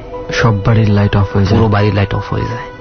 বাড়ির লাইট অফ হয়ে যাওয়ার পরে আমি পিছনে আর ওদিকে সামনের দিকে পা দিয়ে নেই, যে আসি তো অনেক দিন, দেখা যাবে, ধীরে ধীরে দেখা যাবে। এখন যদি ওনাকে বিরক্ত করি তাহলে একটা বড় ধরনের সংঘাত হতে পারে। তো এই জন্য আমি ওদিকে চাইনি, সোফাতে শুয়ে দিলাম, সারা রাত শুয়ে দিলাম। পরে যখন ফজর আজান দেয়, মসজিদ তো কাছেই, আজান নেমে ঘুম ভাঙে। ঘুম ভাঙার পর আমি উঠে আমি কি দেখতে চাইলাম যে উনি যে সিঁড়ি বেয়ে নামলো, দরজা অটোমেটিক খুললো, উনি তো দরজা মারলো না, দরজা কি খোলা আছে কিনা। আচ্ছা, আমি যখন দরজার দিকে তাই তখন দেখি দরজা ঠিকই খোলা আছে, এবং ওড়নাটা মাটিতে পড়ে আছে, ঝাড়ু দিলে যেমন চিহ্নটাও রয়ে গেছে। তখন আমি ভাবছি যে এটা কোনো স্বপ্ন নয়, মানুষ হতে পারে স্বপ্ন বা দুঃস্বপ্ন হতে পারে, ঘুমের ঘরে অনেক কিছুই হয়, এটা একটা বাস্তব। ওদেরকে বোঝানোর চেষ্টা করলাম ওরা কাজ করতেছে। সেম টাইম আমরা 4র্থ রাত, সারাদিন গেল। রাত্রের বেলা যখন আমরা আবার ঘুমাতে যাই, আর সবাই যখন ঘুমায়, মানে কেউ ঘুমায় গেছে, একজনের হঠাৎ করে রাত্রে 2টা-2:30 দিকে উঠবে, আপনার সাথে যারা কাজ করতে, হ্যাঁ আমার সাথে যারা কাজ করতে, তো আমি কিন্তু ওই দিনও সোফায় ঘুমিয়েছি। আমি প্রতিদিন, এটা হচ্ছে আরেকদিন রাতের ঘটনা। তো উনি যখন উঠে যখন বাথরুমের দিকে যায়, তখন বাথরুমে যাওয়ার পরে উনি বাথরুমের ভিতরে প্রবেশ করবে যে রুমে, সেই রুমে প্রবেশ করার মাত্র দরজায় হোঁচট খায়। আচ্ছা, এই কে, মানে এভাবে একটা ধমক দেয়, এই কে, স্বাধীন ভাই নাকি, কারোর সাথে একটা ধাক্কা খায়। তখন ভাবছে আপনি কিনা? হ্যাঁ, তখন ভাবছে আমি কিনা, আমাকে তো বিছানায় দেখে নাই, আমি যে আবার সোফাতে আছি সেটা তো জানে না, সেই জন্য ভাবছে যে হয়তো বা আমি। এই কে, স্বাধীন ভাই নাকি, তুমি এভাবে, তুমি অন্ধকারের ভিতরে। তখন এটুকু যখন বলে তখন আমি আওয়াজ শুনতে পাই। আচ্ছা, আমি তো ভাবছি যে ও সত্যি ভয় পাবে, তো একটু পর আর নেক্সট টাইম কোনো আওয়াজ দেয় না। সকালবেলা আমরা তারপর দিন তারা অজ্ঞান পাই ওখানে। আপনি আর উঠে গেলেন না? আমি আর উঠে যাই নাই। কেন? আমি চাই নাই এজন্য যে তখন আমি ডাক দিলে অথবা ও ভয় পেতে পারে, কিন্তু নেক্সট টাইম যখন আওয়াজ দিল না, আমি চিন্তা ভাবনা করতেছি অন্যটা, যে উনি আজকেও সেরকম একটা কিছু করে কিনা। মানে আপনি আর পরবর্তীতে তার কথাবার্তা না শুনে খুব একটা গ্রাহ্য করেন, করিনি, হয়তোবা কিছু একটা হয়নি। জি ঠিক। তো ওদিকে না যাওয়ার পরে পরদিন সকালবেলা যখন পাই, তখন আমি ভাবছি যে এটা আমার তো মস্ত বড় ভুল হয়ে গেছে, আমার তো অনেক ক্ষতি হতে পারতো। যেহেতু আমি শুনছি, আওয়াজটা শুনছি, তার কাছে আমার যাওয়ার প্রয়োজন ছিল। তারপর আমি সতর্ক করে দিই যে তোমরা কেউ রাত্রেবেলা বের হো না। মানে তাকে জিজ্ঞেস করেননি সে যখন অজ্ঞান অবস্থায় পেয়েছেন, সে কি দেখেছিল, আসলে কি হয়েছে জিজ্ঞেস করছি। সে শুধু এটুকু বলছে যে আমি যখন দরজা ক্রস করব কোনো মানুষ দেখতে পাই না, কিন্তু আমার হুবহু একটা মানুষের মতন যে দুই হাত দিয়ে জোরে করে ধাক্কা দিলে যেমন লাগে ঠিক সেরকম লাগছে। পরে গেছে অলরেডি, কিন্তু ফুল মাটিতে কিন্তু শুয়ে পড়ে নাই। তো যখন বসে পড়েছে তখন উনি দেখতে পায় সিলিং এর ভিতর নাকি তার মানে এমন একটা উঁচু একটা মানুষ দেখতে পায়, শুধু কালো, এটুকু বলছে কালো, একদম কালো একটা ছায়ার মতো, সিলিং এ তার মাথা ঠেকানো, তার দিকে চাই হাসি মারছে। হাসি মারার পরে সেন্সলেস হয়ে যায়। তো এটুকু বলছে। পরে উনি কিন্তু চলে আসে, সকালবেলা উনি চলে আসে, বিল্ডিং কাজ করে নাই, ওনার সাথে আরো একজন চলে আসে। আচ্ছা, তার মানে আপনারা যে 3-4 জন ছিলেন ওখান থেকে দুইজন চলে আসে। ঘটনার পরে দুজন চলে আসে, ভয়ে চলে যায়। হ্যাঁ, তো একজন ছিল, তো ওনাকে আমি সতর্ক করে দিই, সাবধান করে দিই যে তুমি রাত্রেবেলা উঠো না, আর আমি তোমার পাশে শুভ, সমস্যা নেই। আচ্ছা, তো আমি তার পাশে শুইতাম, দেখি যে ডাইনিং টেবিল। এটা কতদিন তখন পার হয়ে গেছে? ওই 5ম রাত্রে, প্রতিদিনই ধারাবাহিক ভাবে হচ্ছে। আচ্ছা, এই টুকটাক ঘটনা প্রতিদিন ঘটেই চলছে। আচ্ছা, এটা হচ্ছে 5ম দিনের ঘটনা বলছেন আপনি। আমরা দুজনে কিন্তু ক্লামবোর্ড খেলছি বাজার থেকে আসতে আসতে প্রায় 12টা, 12:30 বাজে গেছে। আচ্ছা, তো 12:30টার সময় আসার পরে আমি ভাবছি যে যত রাত হবে তত ঘুমটা আমাদের গভীর হবে, আমরা অন্য কিছু দেখবো না বা বুঝবো না। উনিও শুইছে, আমিও শুইছি। তো হঠাৎ করে ও নিচের থেকে আমাকে বলতেছে, স্বাধীন, এই বাড়িতে যে কিছুগুলো আছে রহস্য উদ্ধারণ করার দরকার, কি ঘটেছে বাড়িতে। আচ্ছা, আমি বলছি যে তুমি এগুলো নিয়ে চিন্তা করো না, তুমি শুয়ে ঘুমাও, কালকে সকালে দেখা যাবে। আচ্ছা, তো নিজে থেকে কিন্তু আগ্রহ করে এক এক সময় এক এক প্রশ্ন করছে, এই জন্য কিন্তু ঘুমও আসছে না। আমি প্রশ্নের উত্তর দিচ্ছি বা আমি প্রশ্ন করছি, সময় চলে যাচ্ছে। রাতে যখন 3টা বাজে তখন কেউ যেন ফ্রেশ হলে যে টয়লেটের যে পানির আওয়াজ, সেই পানির আওয়াজ শুনতে পাই। দুজনে চিন্তা ভাবনা করলাম চল আজকে দেখবো। তো সাহস আছে? হ্যাঁ, সাহস আছে।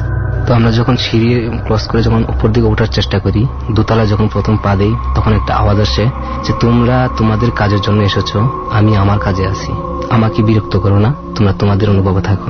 আওয়াজটা কিরকম ছিল? মানে পুরুষ, মহিলা? আওয়াজটা মহিলারই ছিল।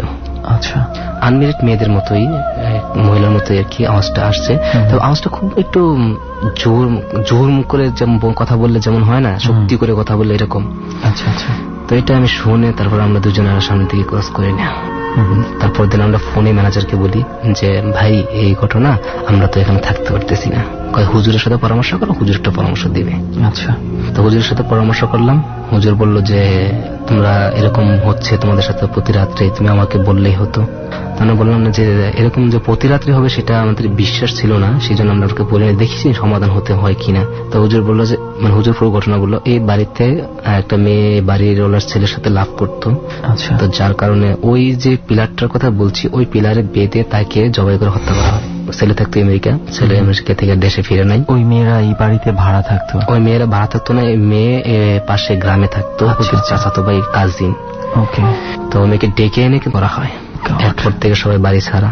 এরপর থেকে অদ্ভুত ঘটনা ঘটছে। ভিতরে আমরা পরে যেটা শুনতে পাই হুজুরের কাছ থেকে যে ওইখানে আরো 2টা মাদ্রাসা ছাত্র ডেট হয়েছে, এই বাড়িতে মারা গেছে। কিভাবে? তারা যদি বাউন্ডারির যে ওয়ালটা আছে, ওয়ালটা টপকে তারা বাড়িতে ঢুকতো, যখন খেলাধুলা করতো ওই পুকুর যে আছে সেই পুকুরে যদি গোসল করতে যেত তারা ফেরত আসতো না। আচ্ছা, যখন 2 জন এভাবে পরপর হয় 2 বছরে, তখন নিষেধ করা হয় যে বাড়ির বাউন্ডারিতে কেউ যাবে না। তারপর থেকে ওই বাড়ির মাঝখানে একটা আম গাছ আছে, ওই আম গাছের উপর নিশান টানানো হয়, যে বাড়িতে অনধিকার দেখা দিয়ে দেওয়া হয়। তো আমরা যখন যাই তখন কিন্তু নিশান পাই না। এটা শুনে এসে আমরা শুয়ে থাকি। তারপর দিন থেকে আমি যা দেখলাম 6ষ্ঠ রাতে উনি শুয়ে আছে, আমিও শুয়ে আছি। আমি নিজে থেকে আগ্রহবাদে উঠলাম যে আজকে পুরো দোতলায় ঘুরবো, কোথায় কি আছে আমি দেখবো। পুরো দোতলায় আমি ঘুরতেছি, তখন রাত্রে কিন্তু 11:30 বাজে, বেশি বাজে না। পুরো দোতলা এবং ছাদ পর্যন্ত গেছি। ছাদটা সেই আগের মতোই পরিষ্কার। ছাদে আমরা কিন্তু উঠি না ভয়ের জন্য যে এখানে নিশ্চয়ই কিছু একটা হয়, এখানে আমরা উঠবো না। তো ওই দিন আমি ছাদে উঠি 7:30টায়। ছাদে উঠে আমি আসি, আসার পর নিচে আসি। নিচে এসে কোথাও কোনো কিছু পাই নাই। যখন আমি শুইতে যাই তখন আমাকে নলেজ দেওয়া হয় তুমি কালকে এখান থেকে কাজ ছেড়ে চলে যাবে। মানে কি আপনি কিভাবে, মানে ঘুমের মধ্যে শোনেন? না, আমি যখন শুইতে যাই, শুবো বিছানা, আমি যখন কম্বলটা যখন টান দিচ্ছি, শীতকাল কিন্তু কুয়াশা। আচ্ছা আচ্ছা, যখন কম্বলটা টান দিচ্ছি ওই সময় কিন্তু বাইরে থেকে আওয়াজ আসতেছে, দরজার এপার থেকে আওয়াজ আসতেছে, কালকে তুমি এখান থেকে চলে যাবে। আচ্ছা, যখন এই আওয়াজটা আসে তখন আমার কাছে বিষয় ভয় হয়। আমি ওই ছেলেকে নিয়ে তাৎক্ষণিক ওখান থেকে বেরিয়ে যাই। রাতের বেলায় বেরিয়ে যাই। মাদ্রাসা হুজুর বলছে হুজুর আমি এখানে ঘুমাবো। আচ্ছা, তা হুজুর বলছে ঠিক আছে, তাহলে তোমরা এক কাজ করো, প্রতিদিন সকাল 9টা থেকে দুপুর 12টা পর্যন্ত কাজ করে নামাজ পড়ে সন্ধ্যা টাইমে কাজ ছেড়ে বাড়িতে আর প্রবেশ করার দরকার নেই। মানে দিনের বেলা কাজগুলো করবে, রাতের বেলা এখানে থাকবে। আচ্ছা, তারপর আমরা ওই নির্দেশ অনুযায়ী কাজ করি। এটাই ছিল ফার্স্ট ঘটনা। দিনের বেলাতে আর কোনো কিছু দেখতে না, দিনের বেলাতে কোনো কিচ্ছু হতো না। আচ্ছা, এই বাড়িটার এখন কোনো খবর জানেন? এখন কি অবস্থায় আছে? আমি ম্যানেজারের কাছে একদিন ইনফরমেশন নিয়েছিলাম যে তারা কিভাবে কি হলো। তারা বড় হুজুরের মাধ্যমে বড় ধরনের 4টা শিশি নাকি বাড়ির চারপাশে গাড়া হয়েছে। আচ্ছা, বাড়ির নামটা বলতেছি না, যেহেতু বাড়িতে অবশ্যই আমরাও চাই না বাড়ির নামটা ইয়ে হোক। ডর মানে ভয়। জীবনে কখনো কখনো এমন সব ঘটনার মুখোমুখি আমরা হয়ে যাই যা সত্যিকার অর্থেই অনেক বেশি অবিশ্বাস্য, যার কোনো সমাধান থাকে না এবং যা আমাদেরকে মনে এমন ভাবে ছাপ ফেলে দেয় যুগের পর যুগ আমরা মনে রাখতে বাধ্য হই। যা যুক্তিসিদ্ধ, যার একটা বৈজ্ঞানিক ব্যাখ্যা থাকে, তা মন সহজে গ্রহণ করে এবং সহজেই ভুলে যায়। কিন্তু যেসব ঘটনার পেছনে অধিক জিজ্ঞাসা এবং অনুত্তর দায়ী, সেই সব ঘটনা যুগের পর যুগ মানুষের মনের অন্তরালে বাসা বেঁধে থাকে। যে বন্ধুরা আজকে এখানে ডরের গল্পগুলো বলছেন, তাদের মনের অন্তরে সেই সব ঘটনা বাসা বেঁধে আছে। আমরা তা আপনার মনে দেওয়ার চেষ্টা করছি। ডর মানে ভয়। ডর শুরু হলো আবারও। আপনারা শুনছেন ABC রেডিও FM 89.2। আমি আরজি কিপ্রিয়া আপনার সঙ্গে রয়েছে আমাদের টিম মেম্বাররা সুমন ও রেহান অন দ্য স্পট এবং সাউন্ডে লোবান। ডরের রেসিপি একটু আগে আমরা বলে দিয়েছি এবং আশা করছি সেই রেসিপির মধ্যে থেকেই আপনারা ডর শুনছেন। ডর অনুষ্ঠানে আপনি যদি আপনার ভৌতিক ঘটনাগুলো নিয়ে আমাদের টিমের সাথে বসে আপনার এক্সপেরিয়েন্সগুলো শেয়ার করতে চান, অবশ্যই আমাদেরকে ফোন করবেন। আমাদের ফোন নাম্বারটি হচ্ছে 09613892892। আমি আবারও বলছি 09613892892। এখানে ফোন করার পরে আপনি 3 চাপবেন। তারপর ফোন থেকে যে ভয়েসটি আপনি শুনতে পাবেন সেই নির্দেশনা অনুযায়ী আপনি আপনার কথাগুলো রেকর্ড করবেন। আমরা আবারও ফিরছি সুমন ও রেহানের কাছে। তো আমি এটুকু জানি যে বাড়ির 4টা কোণারে 4টা শিশির ভিতরে গাড়া আছে। এগুলো আপনার যে উনি যদি কেউ কোনো ক্ষতি হয় বাড়ির বিল্ডিং এর ভিতর হবে না, ভিতর থেকে তাদের বের করে দেওয়া হয়েছে। আচ্ছা আচ্ছা, মানে এটা এই যে দুষ্ট মানে বদ্ধ করে মানে বিভিন্ন ভাবে বদ্ধ করা হয়েছে, তারপরেই থাকছে। এখন মানুষজন থাকছে কিন্তু তারা রাত্রের বেলা কেউ বিল্ডিং এর বাইরে যায় না, বিল্ডিং এর বাইরে কিন্তু বদ্ধ করা হয় নাই। আচ্ছা, দুর্দান্ত ঘটনা স্বাধীন ভাই। মানে আমি জাস্ট আপনি যখন বলছিলেন কল্পনা করছিলাম বাড়িটা কেমন হতে পারে, এবং এই বাড়িটা যদি আমরা কল্পনা করতে চাই অনেক ভয়ানক একটা বাড়ি, কল্পনায় কিন্তু শেষ করা যাবে না। আমার চোখের সামনে আদৌ ভাসে সেই বাড়ির ঘটনাটা। সেটাই, আপনি যেভাবে বর্ণনা করেছেন আই থিঙ্ক এটা সবাই কল্পনা করতে পারছে। বাড়িটা আসলে চোখের মধ্যে একটা দৃশ্য তৈরি হয়ে গেছে আমাদের। ডেফিনেটলি একটা ভালো সিদ্ধান্ত যে আপনি ওখানে আর কোনো কিছু না করে আপনি চলে এসেছেন। যাই হোক, তো স্বাধীন ভাই প্রথম ঘটনা শুনলাম আপনার, এবং আই হোপ রেহান আমি আর তোর দুজনের কাছে দুর্দান্ত লেগেছে।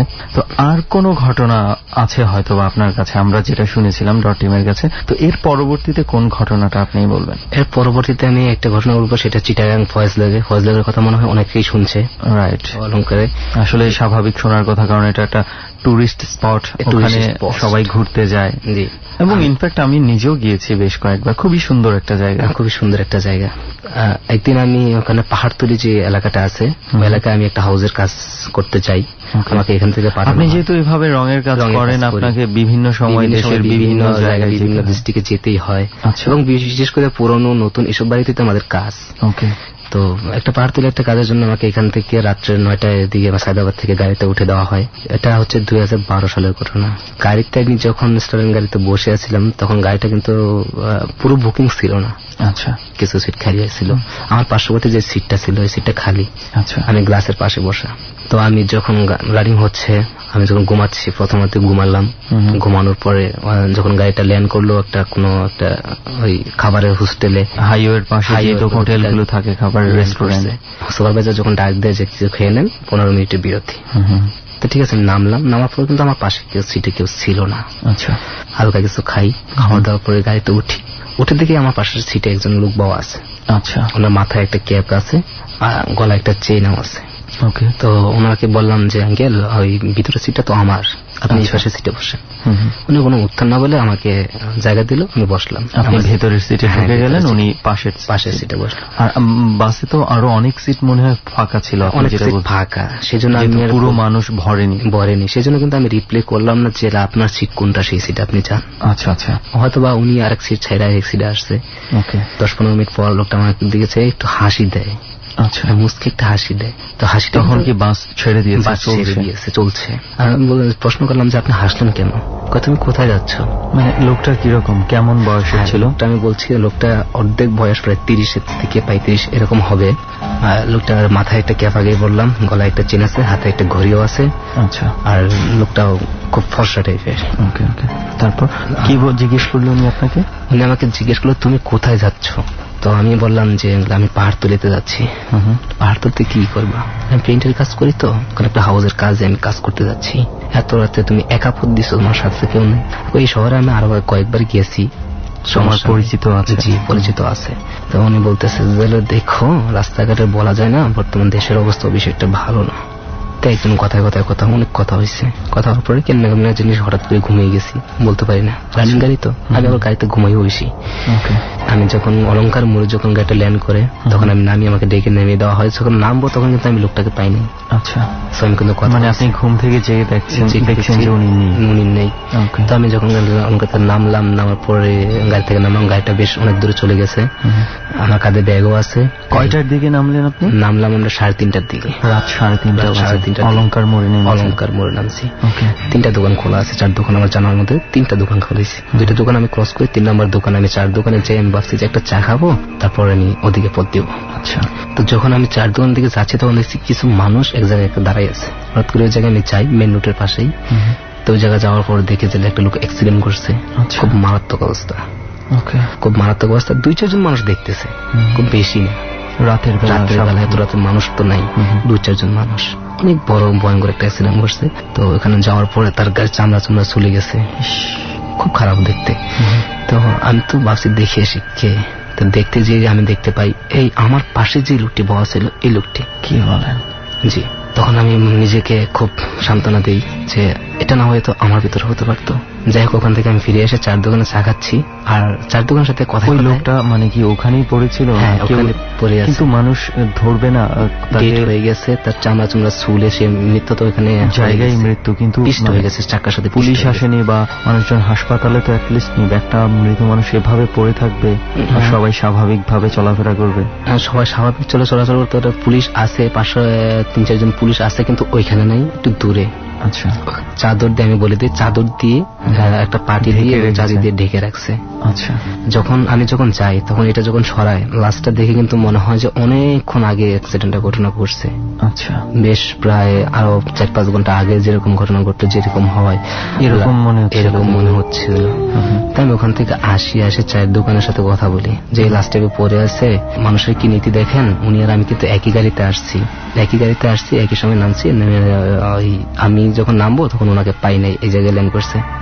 দোকানদার হাসি দিয়ে বলতেছে যে তুমি এটা কি বলো, তোমার মাথা ঠিক আছে? আমি বলি কেন? কয় অ্যাক্সিডেন্টটা হয়েছে আরো 3 ঘন্টা আগে। এইভাবে অ্যাক্সিডেন্ট হয়েছে বা কি কিছু? আমি যে পুরো বডিটা তুমি দেখতে পারি নাই, আমি মুখটা দেখি। ওই দোকানদারের সঙ্গে কথা বলে আমি বলছি, সেটা আমি বলছি যে ওনাকে জিজ্ঞেস করলাম যে আপনি কি কনফার্ম শিওর এই অ্যাক্সিডেন্টটা 3 ঘন্টা আগে হয়েছে? হ্যাঁ। আমি কনফার্ম শিওর। কেন? এখানে আরো যারা আছে, ওই দূরে আইনের লোক যারা আছে, ওদেরকে জিজ্ঞেস করতে পারেন। আমিও তো কনফার্ম শিওর আমার গাড়িতে উনি আসছে, আমার পাশে বসে আসছে, আমার সাথে কথাও বলছে। সব মানুষের কাছে বলিয়েন না। উনি আমাকে দোকানদার নিয়ে পড়লো, কিন্তু উনি আমাকে বলিয়েন না এই কথাটা যে বলার পর আমার মনটা খুব খারাপ হয়। এটা কি ঘটলো? আর যাই হোক, মানুষের মতো মানুষ থাকে, একটা ঘটনা ঘটতেই পারে। দোকানদারের কথা অনুযায়ী আমি আর কথা রিপ্লাই করি নাই, নিচের দিকে চাই চলে আসি, সামনের দিকে অগ্রসর হই। হেঁটে যাচ্ছি, একটা হোটেল খোলা আছে, রেস্টুরেন্ট। আমি ভাবছি যে এই রেস্টুরেন্টে আমি খাবো। আচ্ছা, তো ওই রেস্টুরেন্টের দিকে যখন যাচ্ছি তখন রেস্টুরেন্টটা খোলা, ধোঁয়ায় আচ্ছন্ন। রেস্টুরেন্টের ভিতরে বাইরে থেকে বোঝা যাচ্ছে না, দিনটাও শীতকাল, কুয়াশা। তো কুয়াশার জন্য বেশি একটা 100 থেকে 150 গজ দেখা যাচ্ছে, বাইরে দেখা যাচ্ছে না। তো আমি যখন যাই রেস্টুরেন্টের ভিতরে প্রবেশ করি, ম্যানেজার কাউন্টারের উপর খালি, ভিতরে 4-5টা টেবিল আছে। আচ্ছা, টেবিল অনুযায়ী চেয়ারে বসি, কই কেউ নাই। তো হঠাৎ ওয়েটার আসে কোনো কিছু না বলে। ওয়েটারটা দেখতে এরকম ছিল, কানগুলো অনেক লম্বা। আচ্ছা, নাকটা একদম থেতলানো, মানে এরকম একটা মানুষ যে এরকম হোটেলে চাকরি করবে সেটা মেনে নেওয়ার মতো না, মানে একটু অদ্ভুত টাইপের। আচ্ছা, তো এটা দেখে আমি তার দিকে অবাক হয়ে গেছি। কি, আমি তো কিছু অর্ডার দিলাম না, উনি আনতে নিয়ে আসলো, আরো কোন খাবার নিয়ে আসছে, কাউকে দেখছিও না। তো আমি প্রশ্ন করলাম আপনাকে অর্ডার দিচ্ছে কে? অর্ডার দিতে হয় না, এখানে যারা আসে এইসবই খায়। আচ্ছা, বলে উনি চলে গেল। আমি তখন হাতের সেলফোনটা বের করে সেলফোনটা টিপ দিয়ে দেখতেছি ঘড়ির টাইম কয়টা বাজে, 4:15 মতো বাজে। ঘড়ির টাইমটা দেখে আমি বলছি যা দেখি কি দিছে খাওয়ার জন্য। তখন যখন আমি ঢাকনাটা উল্টাই, আসলে একটা ট্রে দিছে।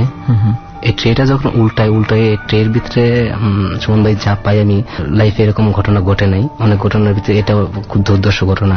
ট্রের ভিতরে আমি হবু পুরো মানুষের একটা হাত এবং একটা মাথা সহকারে ওই ট্রের ভিতরে পাওয়া যায়। মাই গড! ঢাকনা দিয়ে গোড়া। আমি জোরে একটা চিৎকার মারছি, অনেক সজোরে। আমার শরীরে যতটুকু শক্তি ছিল এই শক্তি প্রয়োগ করে আমি চিৎকারটা দিয়ে আমি ওখানে সেন্সলেস হয়ে যাই। আমি ওখানে পাই না, ওখানে পড়ে থাকি। সকালবেলা আমি যখন সকাল 9টা 9:30 বাজে তখন আমি জ্ঞান হই কোথায় আছি? আমি হাউসে আছি, যে হাউসের উদ্দেশ্যে আমি রওনা হয়েছিলাম। আচ্ছা, তারপর আমি তাদেরকে প্রশ্ন করলাম যে আমি এখানে কিভাবে আসলাম। তারা বললো যে তুমি রাস্তায় অজ্ঞান হয়েছিলা। আচ্ছা, রাস্তায় অজ্ঞান হয়েছিলাম? হ্যাঁ, তুমি রাস্তায় অজ্ঞান ছিল, 2-1 লোক আর একজন পুলিশ ভাই তোমার মানি ব্যাগে বাসের টিকিট পেয়ে, আইডি কার্ড তো ছিলই, এবং আমাদের নাম্বার ফোন দিয়ে লাস্টে ওনাদের সাথে কন্ট্যাক্ট করছিলাম বাসের থেকে নামে যে আমি নামছি, আমি আসতেছি। তো সেলফোনে ফোন দিয়ে আমাদের সাথে কন্ট্যাক্ট করে এখানে আনা হয়। কয়টার দিকে তোমরা আমার নিয়ে আসছো? ফজরের থেকে আধা ঘন্টা পর। আচ্ছা, কিন্তু আমি কিন্তু ঢাকনা যখন উল্টে তখন কিন্তু 4:15 বাজে। তার এতক্ষণ আমাকে নিয়ে একটা ঘটনা ঘটছে আমি কিন্তু বলতেই পারি না। তখন আপনাকে রাস্তায় পেয়েছে না হোটেলে পেয়েছে? এই হোটেলটা ছিল না, এটি হোটেলটা ছিল না, আমাকে রাস্তায় পেয়েছে যারা বলে। তারপর আমি আমার ফ্রেন্ডদেরকে বলি যে আমাকে তো রাস্তায় পাওয়ার কথা না, আমাকে তো এই ঘটনা হয়েছে, চল যাই। কোথায়? ওখানে। আমি বলছি রাতের বেলা গিয়ে আমার কি খেয়াল আছে? একটু খেয়াল করতে পারবি না যে তুই যে চায়ের দোকান থেকে আসছস, সেখান থেকে কতটুকু দূরে আসছস, হাতের কোন দিকে, এটা খেয়াল করতে পারবি না? হ্যাঁ, এটা খেয়াল করতে পারবো। আচ্ছা, অলঙ্কার মোড়ে আবার আসি এটাকে রসদ গঠন করার জন্য। আসার পর আমরা যখন ওইখান থেকে যাই তখন ঠিক চায়ের দোকানওয়ালা ঠিকই আছে। তো অনেকে জিজ্ঞেস করছে ভাই গতকাল রাত্রে কি এখানে অ্যাক্সিডেন্ট ঘটছে? হ্যাঁ, গতকালকে রাতে এখানে আপনার 2টা 2:30টার দিকে একটা অ্যাক্সিডেন্ট ঘটে। আচ্ছা আচ্ছা। অথচ আমি কিন্তু নামছিলাম 3:30টার দিকে। দোকানদার আমাকে দেখে চিনে হতে গাই ছেলে দাঁড়াও, আমাকে দাঁড়ানোর সময় না, আমি আসতেছি, নেক্সট টাইম আসবো। ভাই তোমার সাথে কথা আছে? আমি কই না, আমি পরবর্তী কথা বলবো, আমি তো জানতেছি আমার সাথে কি বলবে। তখন আমরা ওদিক দিয়ে হাতের দিকে চেক করতে যাই, কিন্তু কোনো কোনো দোকান নাই, কোনো রেস্টুরেন্ট নাই, কোনো রেস্টুরেন্টে কোনো চিহ্ন হয় না। সব তারের গুডাউন আর তার মেশিনের মোল্ডিং মেশিন, বিভিন্ন ধরনের পুরাতন মালামালের সব দোকান, অনেক রাস্তা প্রায় ওখান থেকে ওই পর্যন্ত। তো এটা ছিল আমার দ্বিতীয় ঘটনা। মাই গড, মানে স্বাধীন ভাইয়ের কাছ থেকে আজকে যে দুটো ঘটনা শুনলাম এখন পর্যন্ত, মানে দুর্দান্ত দুটো ঘটনা শুনেছি।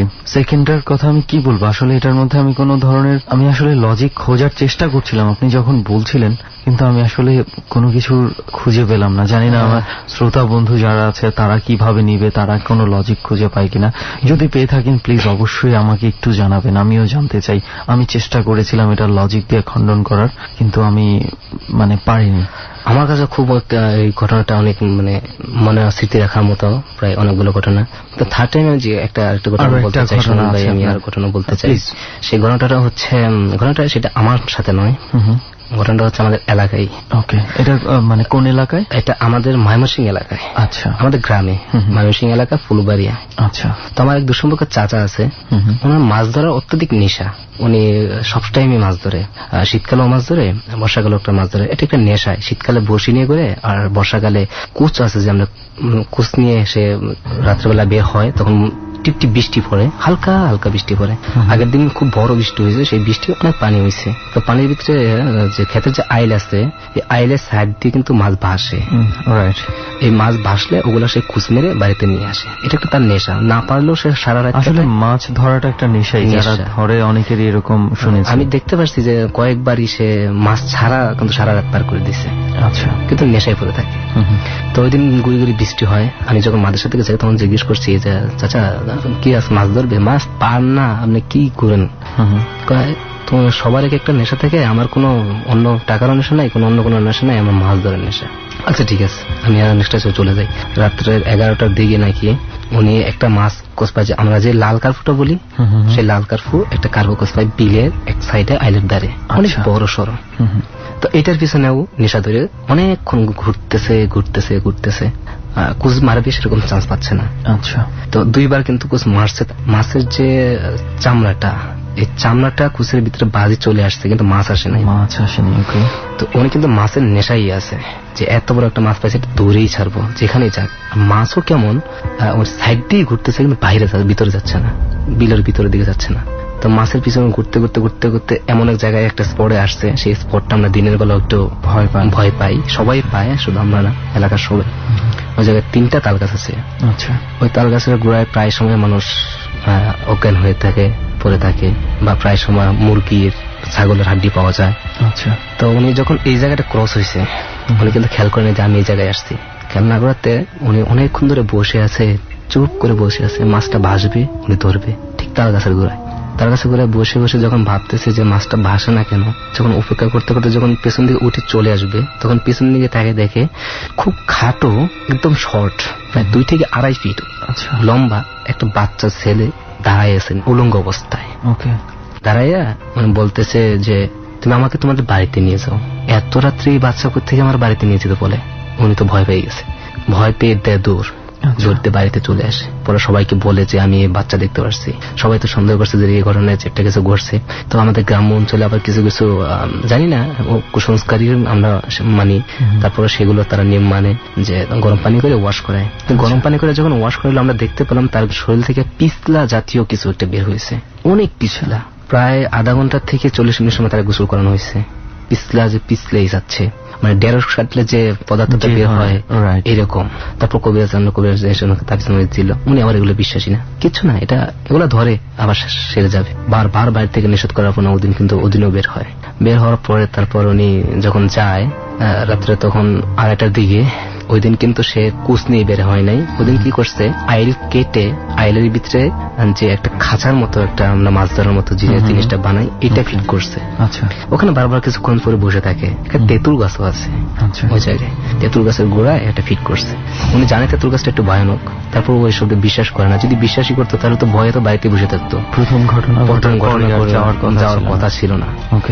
তারপরে ও দুঃসাহসের অনুযায়ী উনি গেছে, কিন্তু উনি দেখতে পায় একটা নববধূ হাতে একটা পুটলা নিয়ে তেঁতুল গাছের গোড়ায় দাঁড়াই আছে, রাতে 11:30 বা 12টার দিকে দাঁড়াই আছে। তো ওনাকে ডাকতেছে, মানে ডাকতেছে বলতে তোমার দিকে তাকিয়ে আছে, তাকিয়ে ইশারাতে ডাক দিছে। হঠাৎ করে উনি নারী লোভের ভিতর পড়ে যায়।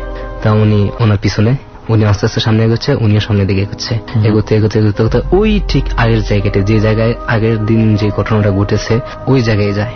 আচ্ছা, ওই জায়গায় যাওয়ার পরে ওখানে ছোট্ট একটা নাল আছে, খাল বলি না, ছোট ছোট যেটা, এই নালটা মেয়েটা পার হয়। নালটা যখন পার হয় ওনার কিন্তু কাপড় ভিজে নাই, চাচার কিন্তু ওদিকে খেয়াল নাই। আচ্ছা, ওদিকে সে খেয়াল করে নাই, ওদিকে খেয়াল না করে সে কিন্তু নালের ভিতরে পা দেয়। যখনই নালের ভিতরে পা দেয় তখনই তার দুর্ঘটনা ঘটে। তারপর কি ঘটে আমরা জানি না। তারপর দিন তার লাশ পাওয়া যায় ঘাটটা পিছন দিকে ঘোরানো, ঘাটটা পিছন দিকে ঘোরানো। মানে এইভাবে যে উনি দেখেছে, তো আপনারা এটা কিভাবে জানেন? এইভাবে যে উনি দেখেছে এটা জানার জন্য একটা লোক ছিল আপনার 500 কিলোমিটার একটা গ্রামে। উনি যেটা উনার থেকে বলা আর কি শোনা, সবাই তো সবকিছু দেখে না। উনি দেখছে যে উনি একজনের পিছে যাচ্ছে, মানে উনি রাতের বেলা দেখেছে? রাতের বেলা দেখেছে। অনেকে মানুষ তো গ্রামে তো অনেকে অনেক বাইরে থাকে। ওকে, মানে বাইরে একজন ছিল, দেখতে পেয়েছে রাতের বেলা একটা মেয়ে যাচ্ছে এবং মেয়ের পেছনে পেছনে উনিও যাচ্ছে, উনি ওনার পিছনে যাচ্ছে এবং তেঁতুল গাছের গোড়া থেকে যাচ্ছে। এটা কিন্তু ফিল করে, এটা কিন্তু আমরা জানি না, এটা আমরা জানি না যে এরকম ঘটনা। যখন লাশটা পাওয়া যায়, ঠিক লাশটা পাওয়া যাওয়ার পরেই কিন্তু এই ঘটনাটা আমরা শুনতে পাই। ঘটনাটা কি ঘটেছে, এরকম ঘটনা যে ঘটেছে, লাশ যখন চাচার ধোয়াইতে নেয় তখন কিন্তু ঘাটটা একদম লেলা, মানে গাড়ির ভিতরে যে কোনো মানে একটা হাড্ডি থাকে, হাড়ের কোনো কিচ্ছু পাই নাই, একদম রাবারের মতন। তো উনি যখন এভাবে জানাজার হয়, তারপর আমাদের ওই সেকেন্ড টাইমে যে দেখছে উনি আমাদের সাথে সবার সাথে বাড়িতে সবার সাথে বলে যে এই ঘটনা তোমরা কেউ দেখছো কিনা আমি জানি না, ওনার মৃত্যুর কারণ হলো এইটা। তার মানে উনি যখন রাতের বেলা দেখেছে উনি হয়তোবা এই ধরনের কিছু চিন্তা করেনি, মানে ভুতুরে কিছু চিন্তা করেনি। না, ভুতুরে কোনো চিন্তা করেনি। উনি হয়তোবা অন্য কিছুই ভেবেছে। উনিও অন্য কিছু ভাবছে। উনি হয়তোবা এটাই ভাবছে যে উনি না হয় আমি যেতাম। ওকে, মানে ওই মেয়েটার একটা মেয়ে লোভের ব্যাপারটাই কাজ করেছে। কিন্তু পরবর্তীতে যখন ওনাকে মৃত অবস্থায় পাওয়া গেছে তখন উনি শেয়ার করছে, মানে বুঝতে পেরেছে যে আসলে ঘটনাটা কি ঘটেছে। ওকে, মাই গড, 3টা ঘটনা পেলাম আপনার কাছ থেকে স্বাধীন ভাই, এবং 3টা ঘটনাই আমাদের সবার পছন্দ হয়েছে। বিশেষ করে আমাদের দুজনের তো দুর্দান্ত লেগেছে। আই হোপ যে আমাদের যে শ্রোতা আছে তারা শুনলেও খুবই পছন্দ করবে। তো অনেক ধন্যবাদ স্বাধীন ভাই যে আমাদের জার্নিতে আসার জন্য এবং আপনার এই অভিজ্ঞতার কথাগুলো বলার জন্য। ভবিষ্যতে হয়তোবা কোনো একটা জার্নিতে আবারও আপনাকে আমরা পেতে পারি।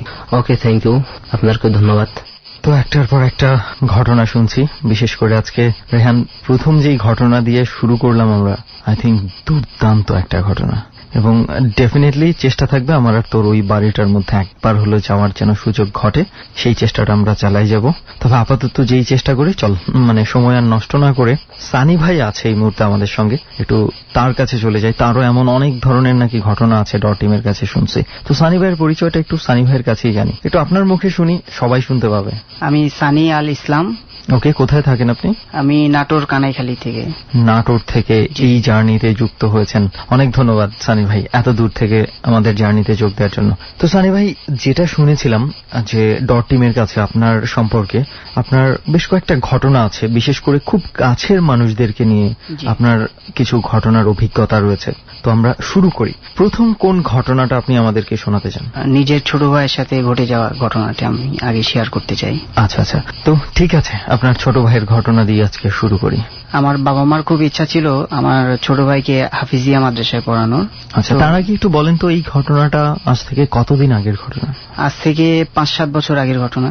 কোথায় ঘটেছিল এটা? এটা 2 স্টেপে ঘটে। তো প্রথমবার নাটোরে ঘটে এবং দ্বিতীয়বার জয়পুরহাটে ঘটে। ডর মানে ভয়। ডর শুনছেন আপনি, সঙ্গে আছি আমি আরজি কিবরিয়া, সুমন, রেহান এবং লোবান।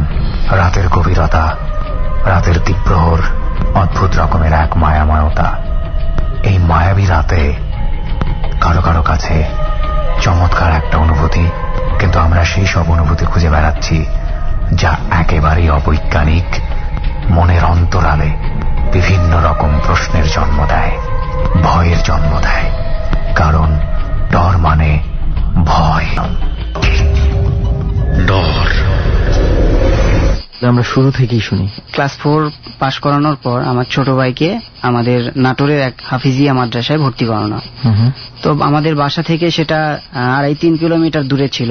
তো সেই কারণে প্রতি শুক্রবারের সকালে সে চলে আসতো এবং বিকেল বেলা তাকে আবার পৌঁছে দেওয়া হতো মাদ্রাসায়। তো কোনো এক শুক্রবারে এসে সে বাসায় বলছে যে মাদ্রাসার ছাদ থেকে তাকে একজন সাদা কাপড় পরা স্বাভাবিক মানুষের চেয়ে একটু লম্বা এরকম একটা লোক তাকে প্রতিনিয়ত ডাকে। সে বাথরুমে গেলে বা বাইরে আসলে বা খেলতে গেলে।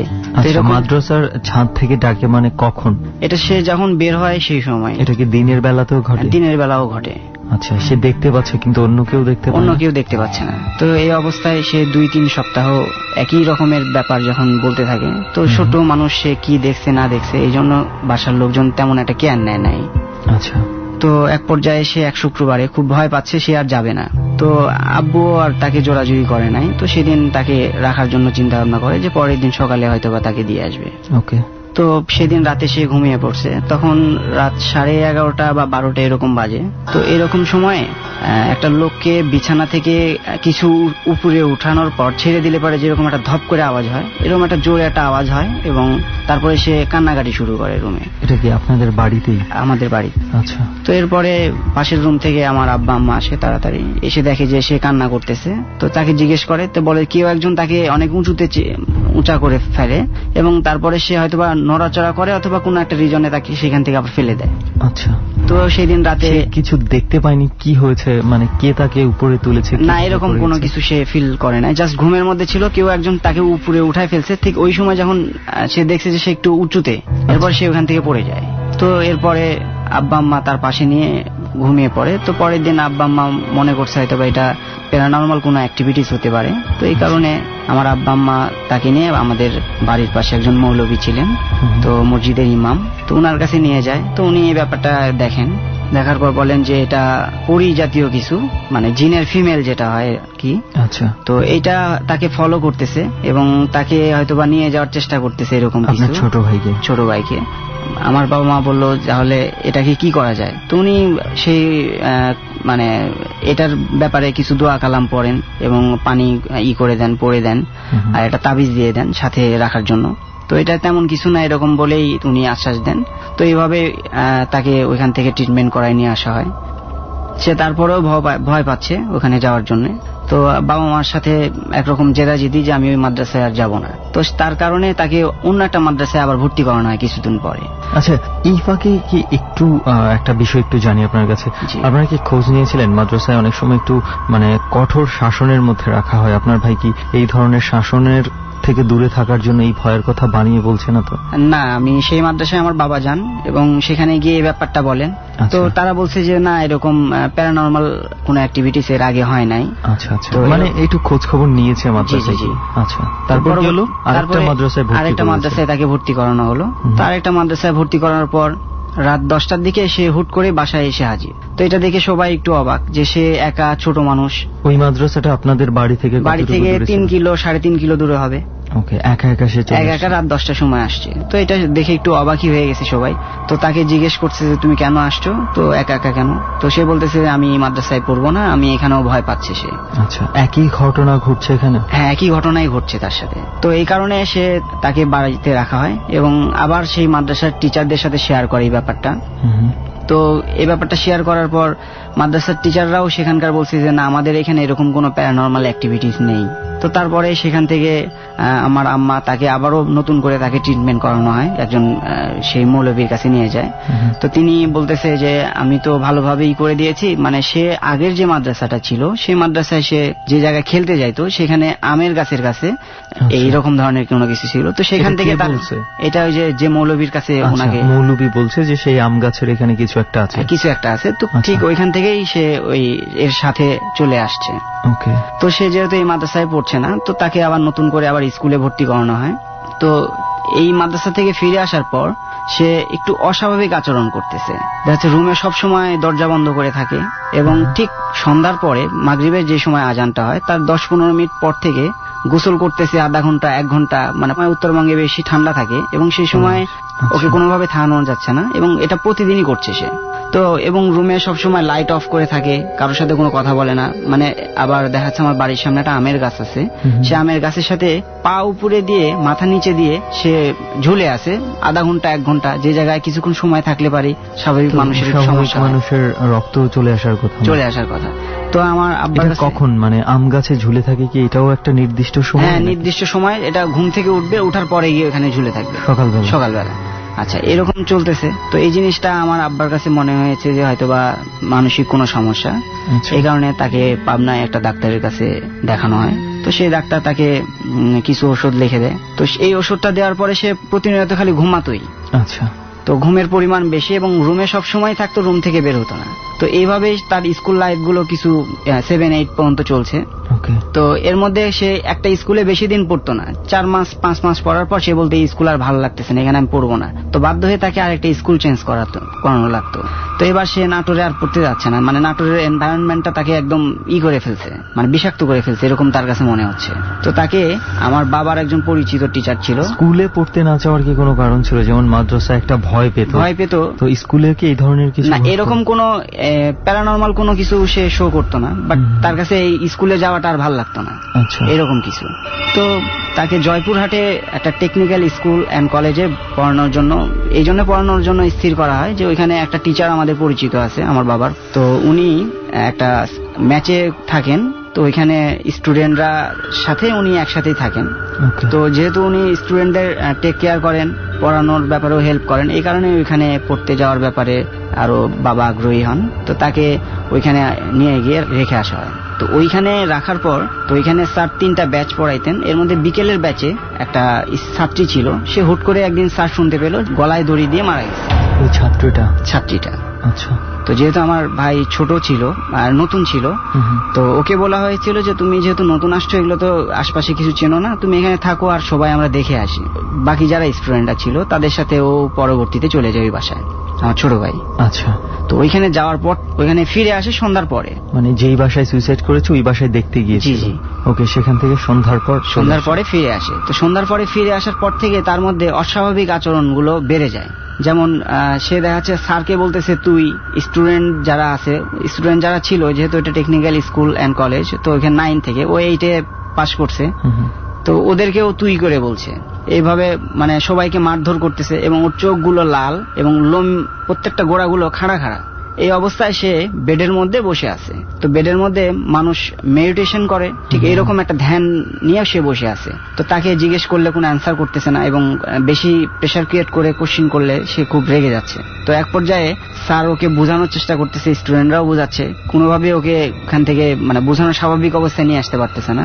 এই অবস্থায় স্যারকে উনি এমন কথাগুলো বলতেছে যে কথাগুলো স্বাভাবিকভাবেই স্যার কখনোই ওর সাথে শেয়ার করেনি এবং তারও কখনো জানার কথা না। এবং স্টুডেন্টরা অনেকে বিভিন্ন রকম কোশ্চিন জিজ্ঞেস করতেছে ওই মুহূর্তে, সে ওই কোশ্চিনগুলোর অ্যান্সার দিয়ে দিচ্ছে, তো যেটা তার কোনোভাবেই জানার কথা না। তো এই আচরণ দেখে স্যার প্রচন্ড ভয় পায় এবং আমার বাবাকে ফোন করে যে আপনার ছেলেকে এখানে রাখতে পারছি না, সে কিছু অস্বাভাবিক আচরণ করতেছে, তাকে নিয়ে যান।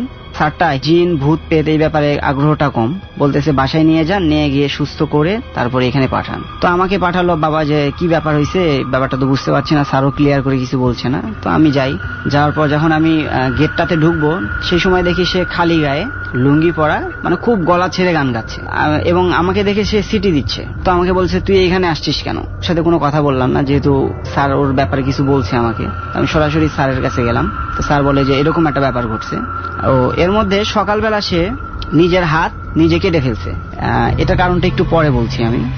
তো কেটে ফেলছে, তো ছাত্রদেরকে দিয়ে স্যার একটা ক্লিনিকে পাঠায়। তো এখান থেকে তাকে সেলাই টেলাই করে নিয়ে আসে। তো এই অবস্থাটা পুরাটাই আমাকে স্যার যখন জানালো, তখন তাকে নিয়ে যাওয়ার জন্য যখন চেষ্টা করি, তখন সে কোনোভাবে ওখান থেকে যাবে না। তো আমিও বুঝলাম যে এটা হয়তোবা এর আগেও যেহেতু সে এরকম ধরনের আচরণ করেছে, এরকম ধ্যানে থাকার ব্যাপারগুলো তার বাড়ির মধ্যে ছিল, তো যার কারণে আমার কাছে মনে হয়েছে এই জিনিসটা স্বাভাবিক কোনো ব্যাপার না। তো আমি বাসায় জানাই। তো বাসা থেকে যে কবিরাজের কাছে বা মৌলবীর কাছে তাকে আগে দেখানো হয়েছিল, তাকে এসে আব্বা মাম্মা তাকে জানানোর পরে সেখান থেকে কবিরাজ উনি বলেন যে ওকে ওইখান থেকে নিয়ে আসা যাবে না এবং আমরা এখান থেকে তার ট্রিটমেন্ট করে দিব।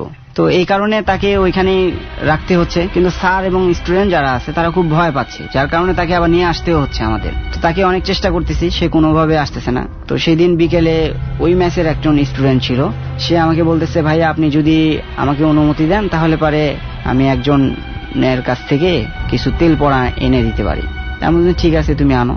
তো ওই ছেলেটা কিছুক্ষণ পর ম্যাচের একটা রুমের মধ্যে যায়, রুম থেকে সবাইকে বের করে এবং ওই রুমের মধ্যে সেই ছেলেটা কিছুক্ষণ সময় থেকে তারপরে হাতে করে একটা সরিষার তেলের বোতল নিয়ে আসে। তাকে জিজ্ঞেস করি যে কি ব্যাপার ভাইয়া, তোমার তো একটা জায়গায় মানে গিয়ে হয়তো বা কোনো কিছু আনার কথা, তুমি রুমে গিয়েই নিয়ে আসলা।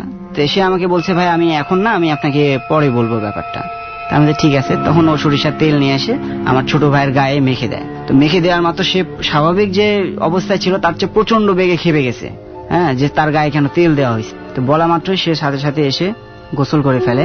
এরপরে আমার মানে কেউ আর ওর গায়ে তেল দিতে পারছে না, তার সাথে একদম একরকম হস্তাহস্তি হচ্ছে।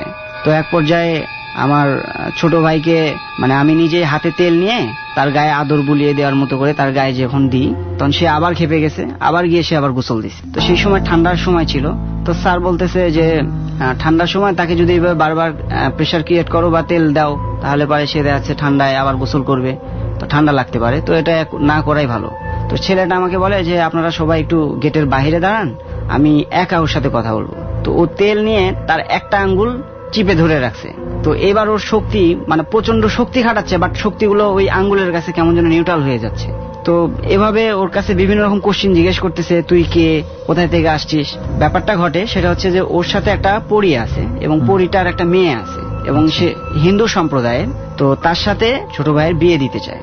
তো বিয়ে দেওয়ার জন্য যেহেতু হিন্দুদের একটা প্রথা আছে যে বিয়ের সময় সিঁথিতে সিঁদুর দিতে হয়, তো ওকে বলা হয়েছিল যে তার কপালে সিঁথিতে সিঁদুর দেওয়ার জন্য। তো সিঁদুর পায় নাই, তো ওকে বলছে হাত কেটে মানে সিঁথিতে সিঁদুর দেওয়ার জন্য। তো সে গ্লাস কেটে নিজের হাত কেটে রক্ত বের করে সিঁথিতে সিঁদুর দেয়। তো তার সাথে অলরেডি ওই মেয়েটার সাথে আমার ছোট ভাইয়ের বিয়ে হয়ে গেছে। তো এ অনেক কথা বলে, কোনোভাবে তাকে এখান থেকে মানে সে যেতে রাজি হয় না। তো অনেক চেষ্টার পরে সে ব্যর্থ হয় ছেলেটা। তো ব্যর্থ হওয়ার পরে সে আমাকে বলে ভাইয়া এইটুকু পর্যন্ত আমি ইনফরমেশন নিতে পারছি, বাট এর চেয়ে আমার বেশি কিছু করার ছিল না, আপনি ভালো কোনো কবিরাজের কাছ থেকে এর ট্রিটমেন্ট করান। তো এইভাবেই ওর সেই রাতটা আমরা কমপ্লিট করি। পরের দিন সকালবেলা, তো পরের দিন তাকে বাসায় নিয়ে আসি।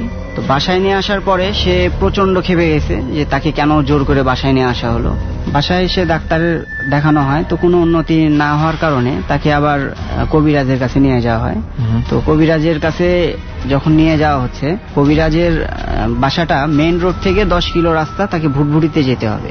তো সে কোনোভাবেই সেই ভুটভুটিতে যাচ্ছে না। তো সে তাকে রেখেই আমার আব্বা আম্মা আগেই কবিরাজের বাসায় চলে যায় এবং সে নামার সাথে সাথেই সে কিছুক্ষণের মধ্যে দেখি হেঁটে অত দূর রাস্তা চলে আসছে। তো তাকে জিজ্ঞেস করা হয়েছে যে তুমি কি ভুটভুটিতে আসছো, সে বলে না আসি নাই। এরপর হেঁটে আসলে আসলে এত দ্রুত আসা সম্ভব না। এরপরে তাকে কবিরাজের বাসায় নিয়ে যাওয়া হয়। তো কবিরাজ তাকে সন্ধ্যার দিকে ভোগ দেওয়ার জন্য নিয়ে যাওয়া হয় এক জায়গায়, একটা শ্মশান ঘাটে। তো সেখানে এক দরে কিছু জিনিস কেনার কথা বলা হয়েছিল, সেগুলো আমরা সাথে নিয়ে যাই। কবিরাজ জি, তো ওইগুলো নিয়ে যায় এবং ভোগ কার্য সম্পাদন করা হয় এখানে। করার পরে সে সেই সময় পর থেকে স্বাভাবিক অবস্থায় সে ফিরে আসে। এবং ভোগটা কোথায় দেওয়া হয়? একটা শ্মশান ঘাটে। শ্মশান ঘাটে, জি। ওকে, তখন এইগুলা করার পর মোটামুটি সে স্বাভাবিক। তারপর তার মধ্যে সে স্বাভাবিক হলেও কিছু অস্বাভাবিক ছোটখাটো ব্যাপার এখনো মাঝে মাঝে ঘটে। দেখা যায় যে সে ঘুমোতে গেছে, দেখা যাচ্ছে একটা ঠান্ডা শীতল একটা বাতাস তার কানের কাছে সেরকম একটা হাওয়ার সাথে কথা বলছে যে তুমি কেমন আছো, ঠিক এরকম বলে সে চলে যাচ্ছে। সে দেখা যাচ্ছে প্রচন্ড জোরে ভয় পেয়ে সেই রুম থেকে বের হয়ে আসতে। তখন তার কাছে আপনারা শুনছেন যে ঘটনাগুলো। আর কোন ধরনের কোনো দেখা যাচ্ছে যে সে বাইরে খেলতেছে, হঠাৎ করে তার ঘাড় বেঁকে পেছনের দিকে চলে আসতেছে এবং তার জিহ্বা স্বাভাবিক মানুষ যতটুকু বের করতে পারে তার চেয়ে অনেক বেশি সে জিহ্বা বের করে ফেলছে। কি বলেন? ঘাড় কিভাবে পুরোপুরি পেছনের দিকে ঘুরে? এটা আমরা নিজেরাই দেখছি, তার ঘাড় ঘুরে পেছনের দিকে গেছে এবং জিহ্বা স্বাভাবিক যে যতটুকু বের করা যায় তার চেয়ে অনেক বেশি বের হয়ে গেছে। এটা দেখে আমরাও তো অবাক। ওকে, মানে আমি জানি না এই ঘটনাটাকে আমরা রেহান ভৌতিক বা এই ধরনের কিছু বলতে পারি কিনা। আমার কেন জানি মনে হচ্ছে এখানে অনেক আপনার ভাইয়ের মেন্টাল কিছু বিষয় এখানে জড়িত আছে। আর জন্য আসলে এটা কোনো মানে ডক্টর হয়তো ভালো বলতে পারবেন, যদিও আপনারা চিকিৎসা করিয়েছেন তেমন কোনো ফল পাননি। সো যাই হোক, আপনার ভাইয়ের ঘটনা তো আমরা শুনলাম। সো সানি ভাই, এবার আরো কিছু ঘটনা আপনার আছে, যে সেই ঘটনাগুলো কি ছিল একটু সেই দিকে যাই। এরপরে আর কোন ঘটনাটা আপনি শোনাবেন আমাদেরকে? আমার খালার সাথে, পরিবারের সাথে। আপনার খালার সাথে একটা ঘটনা ঘটেছিল, আমরা ডট টিমের কাছে শুনেছিলাম সেটা। তো সেই ঘটনাটা একটু শুনি শুরু থেকে। জি, আমার নানা একদিন বাজারে যায়। তো বাজারটা যেহেতু বাড়ি থেকে 5 কিলো দূরে ছিল, তো রাস্তা দিয়ে বাজারের মধ্যে দিয়ে সে হাঁটছে। তো একটা লোক এসে তার কাছে ভিক্ষা চায়। তো নানা স্বাভাবিকভাবে তাকে কিছু টাকা দেয়। সে পাস হয়ে সে বলে যে তোর বড় জামাই তো আর বাঁচবে না। মানে আমার নানাটা বলতেছে। জি। তো নানা 3-4 কদম। লোকটা কি, মানে ওই ভিক্ষুকটা কি আপনার নানার পরিচিত ছিল? না, পরিচিত না, প্রথম ফেস দেখতেছে। আচ্ছা আচ্ছা। তো কিছু দূর আগাই যাওয়ার পর নানা চিন্তা করলো কি ব্যাপারে, এই লোকটাই কথা বলবো। তো উনি পিছে ঘুরে তাকাইছেন, তো দেখে ওই লোক নাই। তো কিছুক্ষণ আগে ওই বাজারের মধ্যে খুঁজছে ওই লোকটারে, এই লোকটা কেন আমাকে এই কথা বললো। এটা কোথায় ঘটেছিল এই ঘটনাটা? এটা নাটোরের মধ্যে। আচ্ছা আচ্ছা। একটা ঝলমলিয়া বলে এলাকা। ওকে। সেখানে খোঁজার পর তাকে যখন না পায়, তো নানা ফিরে আসছে। এরপর কিছুদিন পর আমার বড় খালু হঠাৎ করে তিনি মারা যান হার্ট অ্যাটাকে। মানে উনি ছিল ওনার বড় জামাই? জি। তো মারা যাওয়ার পরে সবাই নানার এই জিনিসটা, তখন উনি বলে যে এরকম একটা লোক আমাকে এরকম একটা কথা বলছিল অনেকদিন আগে। তো না, খালু মারা যাওয়ার পরে ঠিক 1 বছরের পরে খালুর আরেকটা ভাই আছে, তিনিও মারা যান। এবং তিনি মারা যাওয়ার 2.5 থেকে 3 মাস আগে একটা গরু মারা যায়। তো এই সিকোয়েন্সে আমার খালুর পরিবারের 7-8 জন লোক মারা গেছে। ওই সিকোয়েন্স বলতে আপনি সিকোয়েন্স কি বলতে যাচ্ছেন? সিকোয়েন্স বলতে যে 1 বছর পর পর করে একজন করে মানুষ মারা যাচ্ছে, এবং মানুষ মরে যাওয়ার 2.5 থেকে 3 মাস আগে একটা করে গরু মারা যায়। আচ্ছা। এবং তারা কোনো বড় রকমের অসুস্থ থাকে না, স্বাভাবিকভাবে দেখা যাচ্ছে ঘুমিয়ে আছে, মুখ থেকে ফেনা বের হচ্ছে, এরকম হয়ে স্বাভাবিকভাবে মানে মারা যায়। এবং ওনারা মারা যাওয়ার 2.5-3 মাস আগে একটা করে গরু মরে, এবং ঠিক প্রত্যেকটা ব্যক্তির আগেই। জি। তার মানে তো তারা বুঝে যেত যে কোনো একটা গরু মারা গেছে। গরু মারা গেলে পারে বুঝে ফেলতো যে একজন মারা যাচ্ছে। তো এরকম অবস্থায় যখন 8 জনের মতো লোক মারা যায়। তার মানে গরু তো তারা কি, মানে এত গরু ছিল তাদের? জি। আচ্ছা, কয়টা ছিল? আমার খালাদের ছিল 20টার মতো গরু। তারপর তো এভাবেই জন মরে যাওয়ার পরে, মানে ছেলে মানুষ বলে বা যারা পরিবার দেখাশোনার মতো যারা ছিল, সেরকম লোকজন মারা গেছে। তো সেই পর্যায়ে এরকম একটা অবস্থায় খালাকে একটা জিনিস দেখাইতো, যে জোড়া পাঠা বলি দেওয়ার জন্য। কি দেখাইতো, মানে কিভাবে? স্বপ্নে দেখতো। আচ্ছা। তো এই স্বপ্নটা সে অনেকবার দেখছে। তো যেহেতু পাঠা বলি দেওয়া, মুসলমান পরিবারের লোকজনের কাছে এটা একটু অন্যরকম দেখায়। তো এই জন্য সে কখনো এই কাজটা করতে পারে নাই। এবং সে কি তখন শেয়ার করেছিল সবার সাথে? না, সেই সময় করে না। এই ধরনের স্বপ্ন দেখছে যখন 8 জন মারা গেছে, ঠিক এরকম পর্যায়ে, যেহেতু আমার খালার বিয়ে হয়েছিল অনেক ছোটতে, তিনি যখন ক্লাস 5-এ পড়ে, ঠিক এই সময় মারা যায়। আর খালুদের পরিবার ছিল একান্নবর্তী পরিবার, যার কারণে এই জিনিসগুলো তিনি উপস্থাপন করতে পারে নাই ছোট মানুষ হিসেবে। আচ্ছা, মানে যখন মারা যাচ্ছে তখন উনি এই স্বপ্নগুলো দেখতো, কিন্তু মানে বুঝতো না যে আসলে কি ঘটতে যাচ্ছে। আচ্ছা। তো এরপরে একটা পর্যায়ে একজন ফকির আসে এই বাসায়। ফকিরটা এসে বলে যে তোর বাড়িতে তো অনেক সমস্যা আছে, তোর বাড়িতে তো প্রতি বছর এরকম মানুষ মারা যায়। এবং কাকে বলছে সেটা? আমার খালাকে। ওকে। তো তাকে জিজ্ঞেস করে আপনি জানেন কিভাবে? তখনও কি আপনার নানা বেঁচে ছিল? তখন নানা বেঁচে ছিল না। আচ্ছা। তো পরবর্তীতে তাকে বাসায়। নানার মৃত্যুটা কিরকম ছিল? এরকম মানে কোনো গরু মারা যাওয়ার পরে উনি মারা গেছে এই ধরনের কিছু? না না না, এরকম কোনো কিছু না। ওকে। তো পরবর্তীতে তাকে বাসায় নিয়ে আসা হয়। তো সে বাসায় নিয়ে আসা? ওই ফকিরকে। আচ্ছা, ফকির কোথায় জিজ্ঞেস করেছিল? তার বাসায় ভিক্ষা করতে আসছিল। আচ্ছা, তখন আপনার খালাকে এই কথা বলেছে? হ্যাঁ। তো তিনি বাসার মধ্যে নিয়ে আসে। তো তিনি বলে যে বাসার যারা আছে সকল মেম্বারকে একটা রুমের মধ্যে নিয়ে আসতে হবে। ওই ফকির বলে? হ্যাঁ, ফকির বলে। তো এরপরে তাকে ওই বাসায় একটা রুমের মধ্যে রাখা হয়। তো সেই রুমের মধ্যে সকলকে বলে যে কেউ হাত বেঁধে রাখবেন না, এরকম কিছু রেস্ট্রিকশন দেয়, কোনো কথা বলবেন না, এরকম কথা বলে। এরপরে উনি তার সাথে যে জিনটা আছে তাকে হাজির করেন এবং জিজ্ঞেস করে যে এই প্রতি বছর যে মানুষগুলো মারা যাচ্ছে এর পিছনে কারণটা কি। তিনি জানায় যে আমার খালু তার মৃত্যুর পূর্বে তার বাড়ির পাশে একটা মানের গাছ ছিল, মানে অনেক গাছ ছিল। তো মানটা অনেক বড় হওয়ার কারণে তিনি চিন্তা করতেছে এটা উঠায় নিয়ে আসবে। আচ্ছা। তো মান মানে হচ্ছে মানে বড় ধরনের যে কচুটা থাকে। আচ্ছা আচ্ছা আচ্ছা, ওকে। ওইটা আমাদের এলাকায় মান বলে আর কি। ওকে। তো কচুটা চারিদিক থেকে একটু মোটামুটি গর্ত করে ওইটা উঠানোর চেষ্টা করতেছে। তো যখন ওইটা উঠায় ফেলবে ঠিক এরকম টান মারছে, তো দেখে ওইখানে একটা জাতা এবং অনেক নতুন চকচকে। জাতা মানে চাল বা ডাল ফাঁকি করে যে ঘুরায় ঘুরায়, এরকম পাথরের চাকতির। ওকে। তো এরকম একটা জিনিস, তো এরকম নতুন একটা অবস্থায় গাছের গোড়ার নিচে। তো উনি এটা নেওয়ার জন্য যখন হাত বাড়াইছে তখন হুট করে ওইখান থেকে একটা সাপ বের হয়েছে। আচ্ছা আচ্ছা। তো সাপ দেখার কারণে উনি ওইটা রেখেই মানে মানটা রেখেই ওইখান থেকে দৌড় মারছে। তো যারা ছিল বাসায় তো বলছে যে সাপ বের হয়েছে। তো এরা আসার পর দৌড়াদৌড়ি করে সবাই ওই সাপটাকে মারে। আচ্ছা, ওখানে যে সাপটা ছিল ওটা মেরে ফেলে। তো মেরে ফেলার পরে সাপের সাথে আরেকটা সাপ ছিল। তো পরবর্তীতে যে জাতাটা ছিল এই জাতাটা ওইখানে পায় নাই, ওইখানে গিয়ে আবার খোঁজ করা হয়েছে। কত সময় পরে বা কতদিন পরে খোঁজ করা হয়েছে?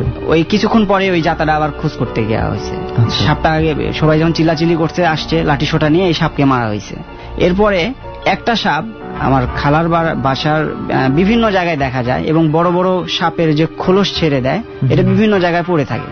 এবং খালু যে রুমটাতে থাকতো এই রুমটাতে এখনো অবধি মানে কেউ ওই রুমটাতে শুতে পারে না এবং এটা এখনো তালাবন্দি। খালু যে সময় ছিলেন ওই সময় বিভিন্ন সময় সাপ উপর থেকে পড়তো, সাইড থেকে দেখা যাচ্ছে সাপ ঝুলে আছে, বা বিভিন্ন জায়গায় ফ্লোরে দেখা যাচ্ছে ঘুম থেকে উঠে যে সাপের অনেক বড় একটা সাপের খোলস পড়ে আছে। এটা কে দেখতো?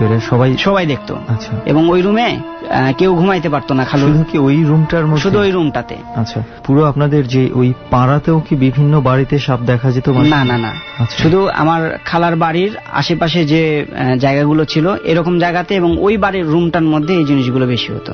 আচ্ছা। তো পরবর্তীতে উনি জানান যে সাপটাকে মারা হয়েছে এটা বেসিক্যালি কোন ন্যাচারাল সাপ ছিল না, ওটা একটা জিন ছিল। এটা কি ফকির বলছে? হ্যাঁ, ফকির বলছে। তো এবং সে মারার কারণে বাকি যে একজন ছিল তো সে এই প্রতিশোধগুলো নিচ্ছে। তো পরবর্তীতে উনি বাড়িটা বাধাই করে যান, বন্ধ করে যান এবং বিভিন্ন রকম রেস্ট্রিকশন দিয়ে যান বাড়ির জন্য। পরবর্তীতে এই ধারাবাহিকতা আর হয় না, আর লোকজন মারা যায়নি ওইরকম অস্বাভাবিকভাবে। আচ্ছা, তো এখনো পর্যন্ত সেটা স্বাভাবিক অবস্থায় আছে। আর কোনো সাপ দেখা যায় এখন ওই বাড়িতে? শুধু ওই যে রুমটার কথা বললাম ওই রুমটা এখনো তালাবন্দি এবং ওই রুমটাতে আজও পর্যন্ত কেউ থাকে না। এবং একা একা বা কেউ দুইজন থাকলে পারে তারা প্রচন্ড ভয় পায় এবং দ্বিতীয় দিন ওই রুমে আর কেউ শোয় না। এমনকি মানে রুমটা কি এরকম যে সাপ যেই ধরনের জায়গায় থাকে ওই রুমটা আসলে সাপের থাকার জন্য উপযুক্ত? না, এরকম না। যে সময় খালু থাকতো সেই সময় তো সবসময় একদম মানুষ যেরকম থাকে পরিষ্কার পরিচ্ছন্ন, সাপের থাকার মতো যেরকম পরিবেশ ওরকম কোনো নাই। কিন্তু এটা কখন থেকে মানে এই সাপ যে দেখা যাচ্ছে ওই রুমটাতে এটা কখন থেকে দেখা? খালুর ইন্তেকালের পরে। আচ্ছা, উনি মারা যাওয়ার পর থেকে দেখা যায়। ওকে, মানে আমি জানি না মানে ওই রুমটাতে শুধু কি সাপের ভয়েই থাকা হচ্ছে না? সাপের ভয় এবং দেখা যাচ্ছে যে কেউ থাকলে পারে তার গলা চিপে ধরতেছে বা তার কাপড় থাকে না, বা দেখা যাচ্ছে সে শুয়ে আছে বিছানায়, পর ঘুম থেকে উঠতেছে সকালে দেখা যাচ্ছে সে ফ্লোরে আছে, এরকম অস্বাভাবিক আচরণ ওই রুমে ঘুমালে এরকম ঘটনা ঘটছে। সেজন্যই কি এটা মানে তালাবন্দি করে? এইটা আপনারা জানার চেষ্টা করেন নাই? বা সেই যেই ফকির আপনাদেরকে বলল যে আগের সাপটা যে মারা হয়েছে এটা জিন ছিল, তো এরপরে এই রুমে মানে কেন এরকম হচ্ছে উনি কি সেটা বলতে পেরেছে কিছু? হ্যাঁ, সেটাই বলছে যে এটা হচ্ছে জিনের কারণে। তো পরবর্তীতে ওই ফকিরকে আর পাওয়া যায় নাই। যিনি কতদিন যাবত সেই ঘরটা বন্ধ অবস্থায় আছে? 8-10 বছর হবে। 8-10 বছর একদম মানে তালা দেওয়া অবস্থায়? তালা দেওয়া অবস্থা। ইন্টারেস্টিং। মানে রেহান আমাদের একটা গন্তব্য হতে পারে এটা। তো যাই হোক সানি ভাই, এই ছিল আপনার ঘটনাগুলো। তো অনেক ধন্যবাদ সানি ভাই, সেই নাটোর থেকে আপনি আমাদের জার্নিতে যোগ দিয়েছেন। অলরাইট, সো দ্যাট ওয়াজ ইট। আজকের মতন মনে হয় এখানেই আমাদের গল্পের ইতি। কিন্তু আর একটা কথা সেটা হচ্ছে আমি আজকে খুব কম কথা বলছি। তার মেইন কারণ হচ্ছে আমার কথা বলতে গেলেই কাশি আসতেছে। I am not that feeling very well. যাই হোক, আবারও সুমনের কাছেই যাই। দোস্ত, তুই একটা কিছু বলতো, কন্টিনিউ কর প্লিজ। আমি একটা সিরিয়াসলি কথা বলি, ভয় পাচ্ছি দোস্ত, এটা সত্যি কথা। কিন্তু জায়গাটা আমার ভালো লাগতেছে, মনে হচ্ছে না এখানে মনে করে একটা তাঁবু টানায় যদি থাকতে পারতাম তাহলে ভালো হতো। কিন্তু যেই ধরনের ঘটনা শুনছি ওই সাহসটা আর আসলে কয়েকদিন আগে বিভূতিভূষণের চাঁদের পাহাড় বইটা পড়ার পর থেকে আমি দেখেছিলাম ভয় আর কৌতূহল এই দুইটার মাঝখানের জায়গাটায় আটকে গেছি। এখন কোনো কিছু ভয় লাগে না, তার চেয়ে বেশি কৌতূহলটা কাজ করে।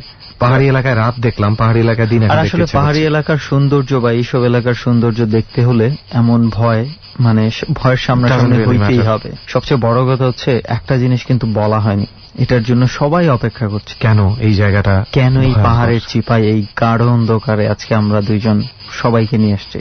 আসলে কেন পুরোটুকু আমরা জানি না, যতটুকু আমরা জানি এছাড়াও আর কিছু যদি ঘটে থাকে সেটা আমাদের পর্যন্ত আসেনি।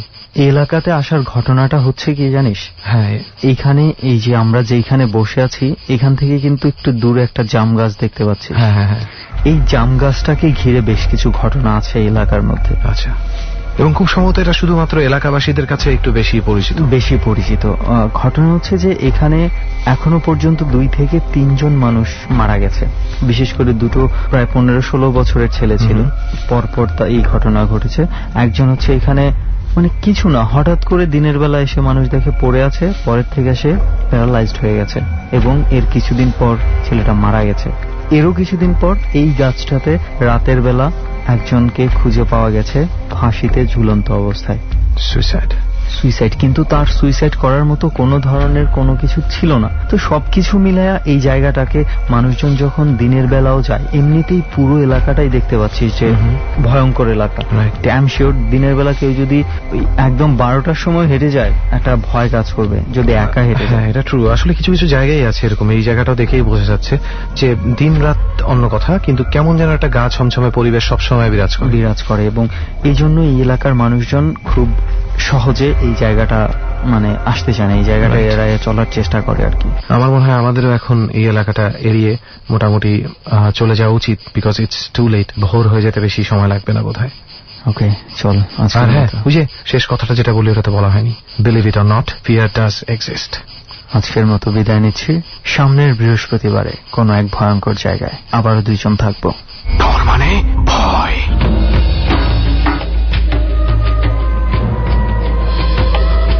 ডর শেষে এসে সবসময় অনেকগুলো প্রশ্নের জন্ম দেয়। আচ্ছা, কেন এমনটা হলো? আচ্ছা, ওই যে ঘটনাটা ঘটলো তারপরে আর কি হয়েছিল? ঘটনাটি কি এখানেই থেমে থাকবে? ভয়ের ঘটনার এই এক অদ্ভুত বিশেষত্ব সবসময় প্রশ্ন জন্ম দিয়ে শেষ হয়ে যায়, কিংবা আদৌ কি শেষ হয়? ডর শেষ হচ্ছে আজকের মতো। ডর আবারও ফিরে আসবে ঠিক রাত 11:20 আগামী বৃহস্পতিবার।